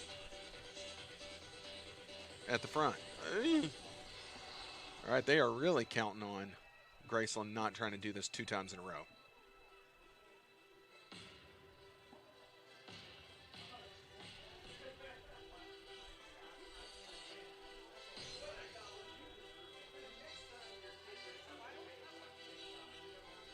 All right, so the Yellow Jackets are giving the exact same look.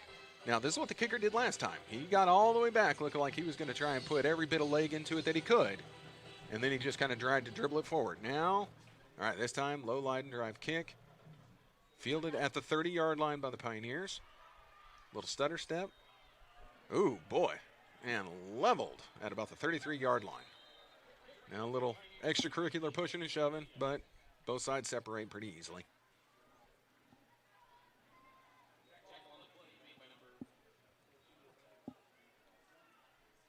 So I'm still super curious on how that other kick worked. On why it was a re-kick on a personal foul. I wonder if the officials just couldn't figure out who it was that actually recovered the ball. But we don't know who it was, so let's just re-kick it all. There was a lot of people in the same area. Anyway, Pioneers with it. They sling it out to Tannis. Tannis has it near side. And he's probably going to move forward. Looks like they're going to spot it at about 3-yard gain, 4-yard gain. Somewhere right in there.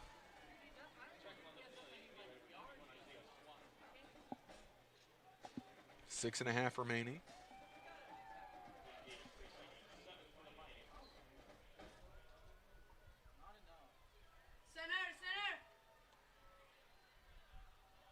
Now they're going to run it off the right side. Not much doing there. Minimal gain, 2 yards. Brings it right up to midfield.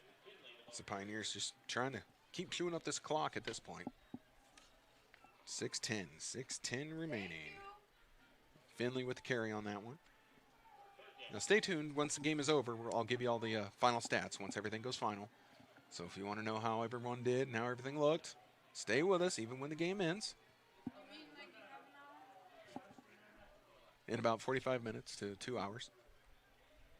Parsons trying to draw him off sides. Boy, I thought he got a false start. He's flushed out of the pocket, able to shed one tackler. Turns it upfield. He's going to take it himself. He's at the first down marker, cuts inside, and is brought down. He has enough for the first down. Again, please, please, please secure the ball. Secure the ball, sir. Pretty please, as you run, secure the ball.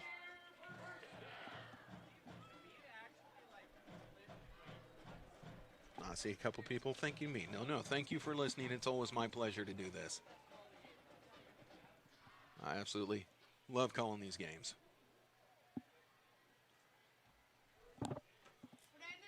And eventually I'll stop knocking my own microphone into my face. That'll be amazing. No, you're the other guy. And again, the Pioneers taking the play clock all the way down to 3 seconds before snapping the ball. They're going to run it inside. Almost enough for another first down. A helmet goes flying off of an offensive lineman. We have lost more helmets tonight, but there's still been more flags.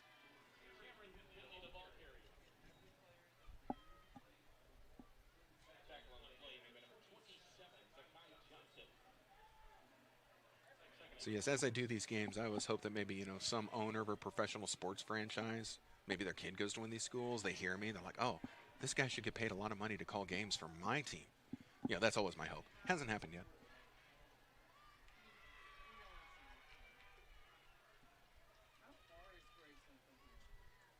Pioneers again taking the play clock all the way down. Here's a run. Cherry off the left side. It's enough for the first down. We're going to keep the sticks moving. 4:28 remaining in the ball game.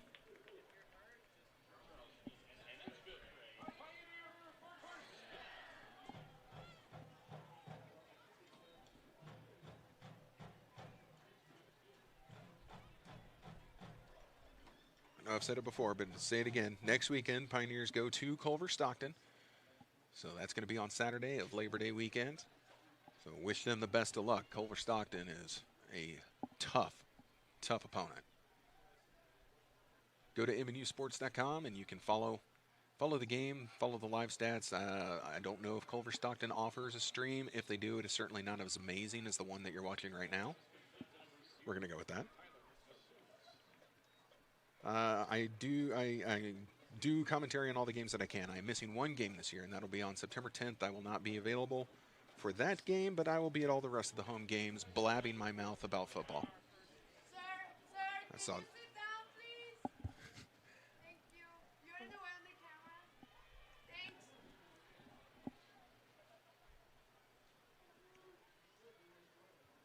So the Pioneers, again, taking it all the way down, milking that clock, down to 3.5 remaining. Run off the left side. Staying in bounds, moving forward. This is another first down for the Pioneers.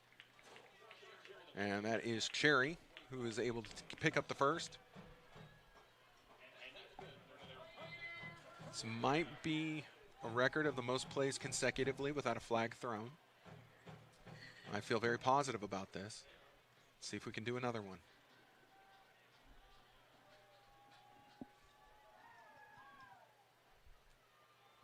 And I guess to finish up the commentary question, we don't travel with the team. I don't travel with the team, so I don't do away games, only home games. So if you don't want to listen to me, you should come out. Oh, there's a great catch. Not quite in the end zone. Going to be spotted at the 2-yard line, but what a nice jumping catch. I believe this was St. Louis. Or was it Tannis? Show me your number. I cannot see you.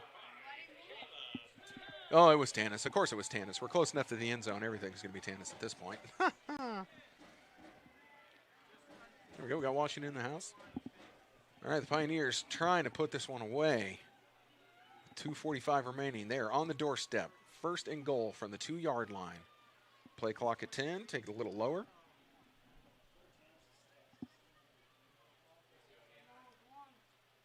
We're just going to hand it off right up the middle. Is he able to get in? Yes, no, maybe so. Officials running in, looking initially to spot the ball short of the end zone. Jones with the carry on that one, trying to get some fresh legs in there.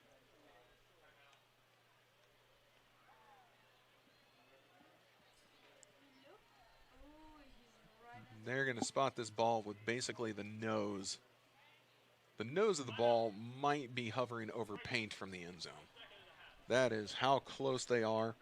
Timeout called, though. We're going to talk things over. Might as well use your timeouts before the game is finished.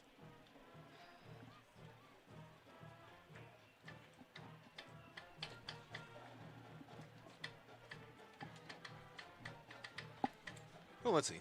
Let's look at a few stats. Well, no, they haven't gone final yet. I don't know. You guys want stats before the game's final? We still got 2:19 left. Yeah, something to talk about, but I like final stats. I'm a stat dork.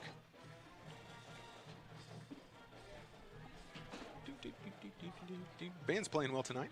Good to hear the band again. Seems like it's been a long time since our last football season together. Pioneers with home games on September 10th, September 24th, October 15th, November 5th, and the last one is November 12th. So we have got a little over 2 months of football ahead of us here for the Pioneers. A lot of chances to come out to ODAC or, CBAC, because the September 10th game is at the College Boulevard Athletic Center, which is a really nice place. You'll enjoy watching the game there. Here's a run up the middle. Graceland says, nay, you shall not score on this attempt. And now, little extracurricular activities. Parsons runs in there to break up a potentially bad situation. But with that, we have an injured Yellow Jacket on the field. And if they start stretching him for cramps, then there it is. There's the cramp stretch. And now Graceland has used their final timeout while they have a player down. defensive lineman. Cannot see the number from here. I think I'm going to have to start bringing binoculars to these games. I even wore my glasses today.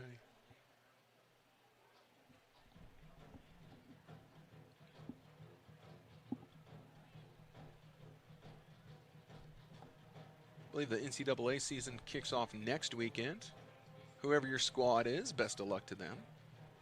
Since I actually graduated MNU, I don't have any NCAA loyalties. I live in the state of Kansas, so I kind of root for the Kansas schools. One of them, one of the big two, has a football team. One of them really doesn't.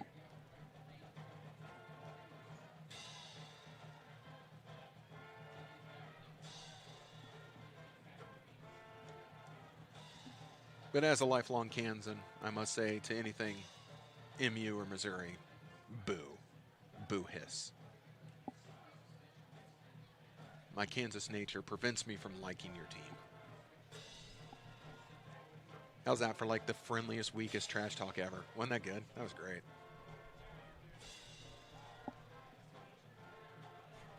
Told my fiance I'd be home well before 9 o'clock tonight. I was wrong. We're staring down the barrel of 10 o'clock. No, we're not done yet. 2 minutes, 10 seconds remaining. Pioneers trying to score one last touchdown.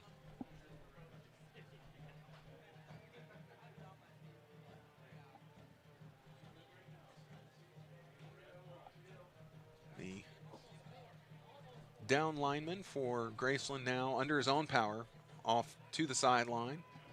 Gets stretched out, hydrated. Now the Pioneers again, trying to punch it in the end zone. On 3rd and 1. They're going to throw it, and they got it. Guess who? Guess who? Parsons to Tannis. Caleb Tannis with his 3rd touchdown of the game. Again, going to take the MNU record for most touchdown receptions, run away with it, and hide it where no one's going to find it again. Because he has now already broken the record tonight. And the season is just underway. So that gets our score up to 53-32 with 2:08 remaining. Extra point attempt on its way.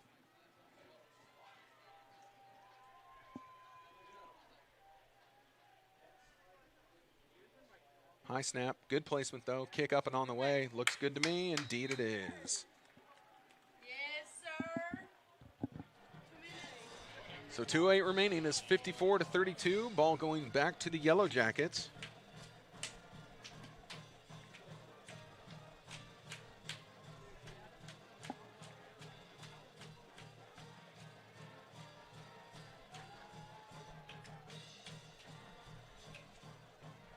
So I'm watching a very interesting thing that the cheer squad is doing down there. They're playing teeter-totter with a person.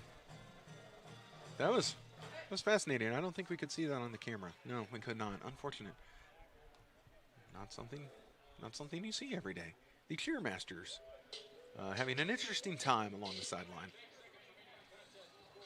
To the point, even the cheerleaders and cheermasters are over there giving Caleb Tannis some love. Why not?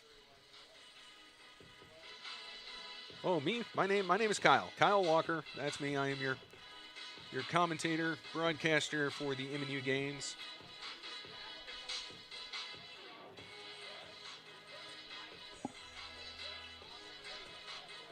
But like I said, I've been doing the MNU football games for about 6 years now. I think this is my 6th or 7th season. And then up until last year, I did basketball as well. But it's a big schedule doing basketball games, and I had other stuff going on. Again, I graduated from MNU in 2015. Non-traditional student, came here for an accelerated bachelor's program. Loved the school, loved my experience here. Opportunity presented itself to call football, and I've been doing it ever since. And they haven't fired me yet, so you know what? Life is good. Pioneers running up on the ball. They send it away. It's a good kick, chasing them all the way back to the 1 yard line. And now here comes Graceland with the return. Ooh, boy. Thought a hole had developed and we were in a little bit of trouble there, but good work by the Pioneer special teams. They were able to cut them down at about the 25 yard line. Actually, ball's going to be placed at the 23. So very well done.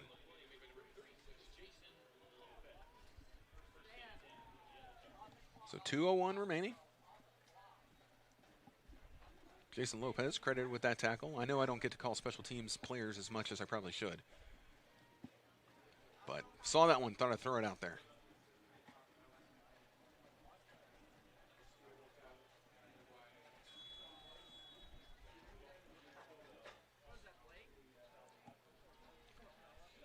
Uh-oh, a little discombobulated is the play. They had a player coming on way late, did the Yellow Jackets, but he's now lined up in formation. 10 seconds remain on the play clock. Drops back, looking, rolling to the right. Still looking. Oh my goodness, why didn't you not throw it away, young man? Huge sack by the Pioneer defense. And someone's got to talk to Ross. He's got to throw that away. Get it the heck out of here. Oh no, don't tell me our streak is broken. I think our streak is broken. The flag on the play. Oh.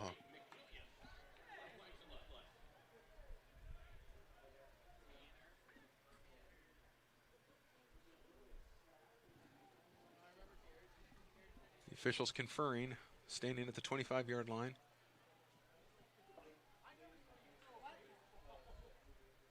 There was activity away from the play, away from the ball.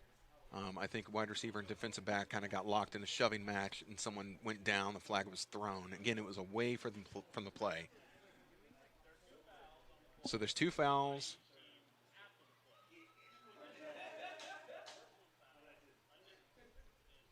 These are going to be 2 offsetting. I think we're going to redo this down.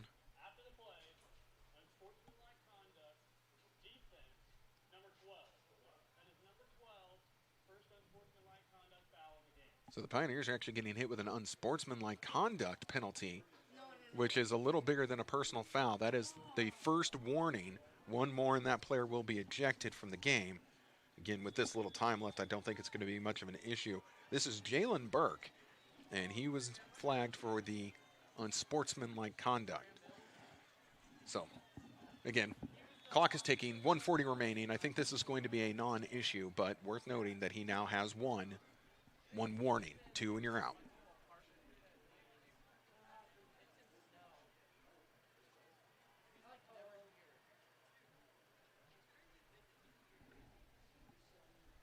Officials are still talking things over. Probably where they want the clock set.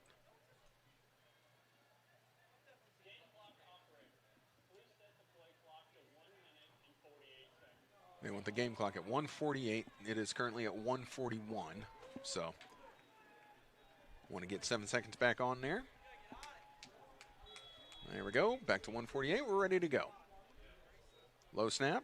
Handled by Ross. Ross looking, rolling to his right. Defense in pursuit. 3 people after him. Throws along the sideline. Defense draped all over the receiver. Good defense on that. Pass is knocked away, incomplete. So it stops the clock with 1:40. It's going to bring up a 3rd down and 13 yards to go. There you go. I see some Seattle Washington checking in here. I don't know why we started the air raid siren on 3rd down this year. It makes me jump every time they hit that button. Pretty soon I'm going to jump under my desk.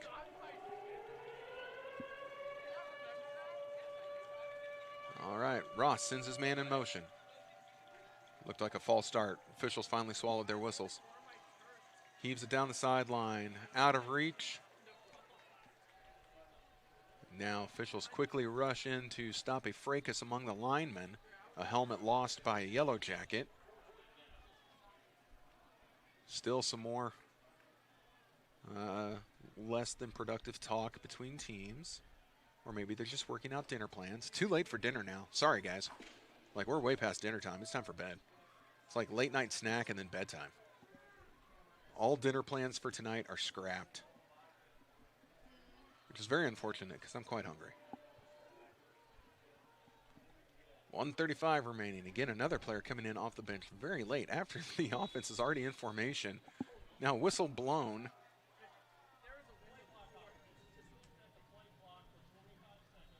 Play clock was still ticking down. It went to 0, but they wanted it reset to 25. Play clock is now reset to 25. We're going to have to change the battery in the official's mic because he's had to use it so much tonight. Like, the battery's got to be near dead. There we go. Snap, 3-step drop. Throws it over the middle. Wobbly pass. That falls incomplete. Nobody really had a shot at that one. Don't know if it was tipped at the line or if it was just a bad throw by Ross. Ross coming all the way out to talk to his receiver about it, though, as the special teams now heads to the line of scrimmage to get lined up. They're going to punt this ball away. Oh, no, I'm sorry. That was 4th down. What am I talking about? I'm sorry, guys. It's been a long night. My brain is mush. They went for it on 4th down. I probably should have made that more clear. Here comes the Pioneer offense. No timeouts left by Graceland. A minute and a half remaining in the game. This should just be victory formation and call it good. Yep, indeed. The Pioneers are going to kneel this one down, a couple kneel downs, and we're going to be El Fini for the day.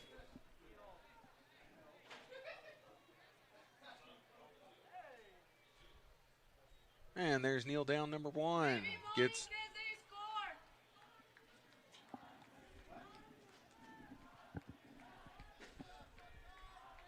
So, yeah, with the kneel downs, Pioneers are going to go to 1-0 on this young season. Graceland falling to 0-1. Now, as soon as the stats go final, we'll be able to bring you the end-of-game stats, but there will not be anything else productive happening in this game as the clock keeps ticking. Play clock down to 15 seconds, 1 minute remaining in the game, so 2 more kneel downs, and this game is finished.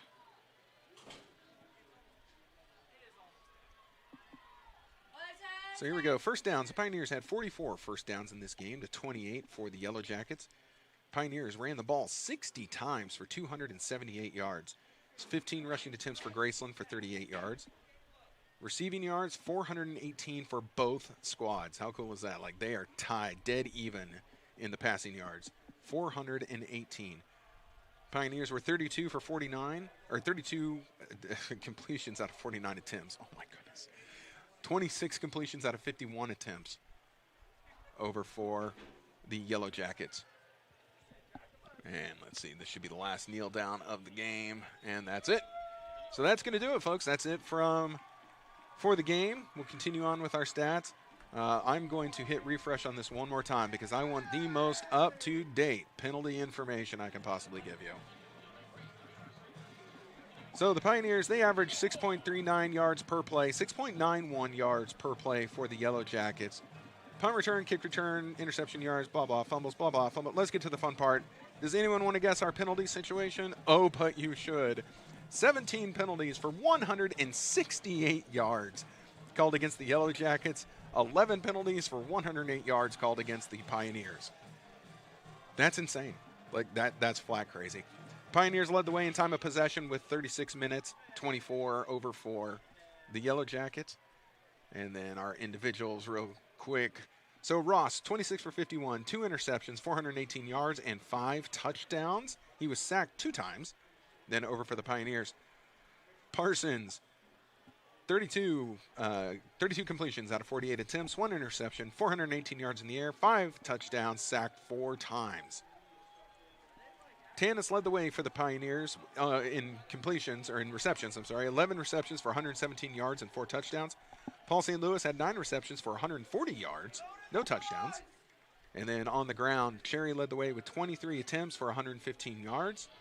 And then Finley, 20 attempts for 102 yards and 2 touchdowns. So a great game on the floor for the Pioneers. They were able to run the ball well, throw the ball well, and their defense played when they needed to, showed up when they needed to, got the stops when they needed to, and did some excellent work. Again, against what I was told was a pretty highly touted quarterback for the Yellow Jackets.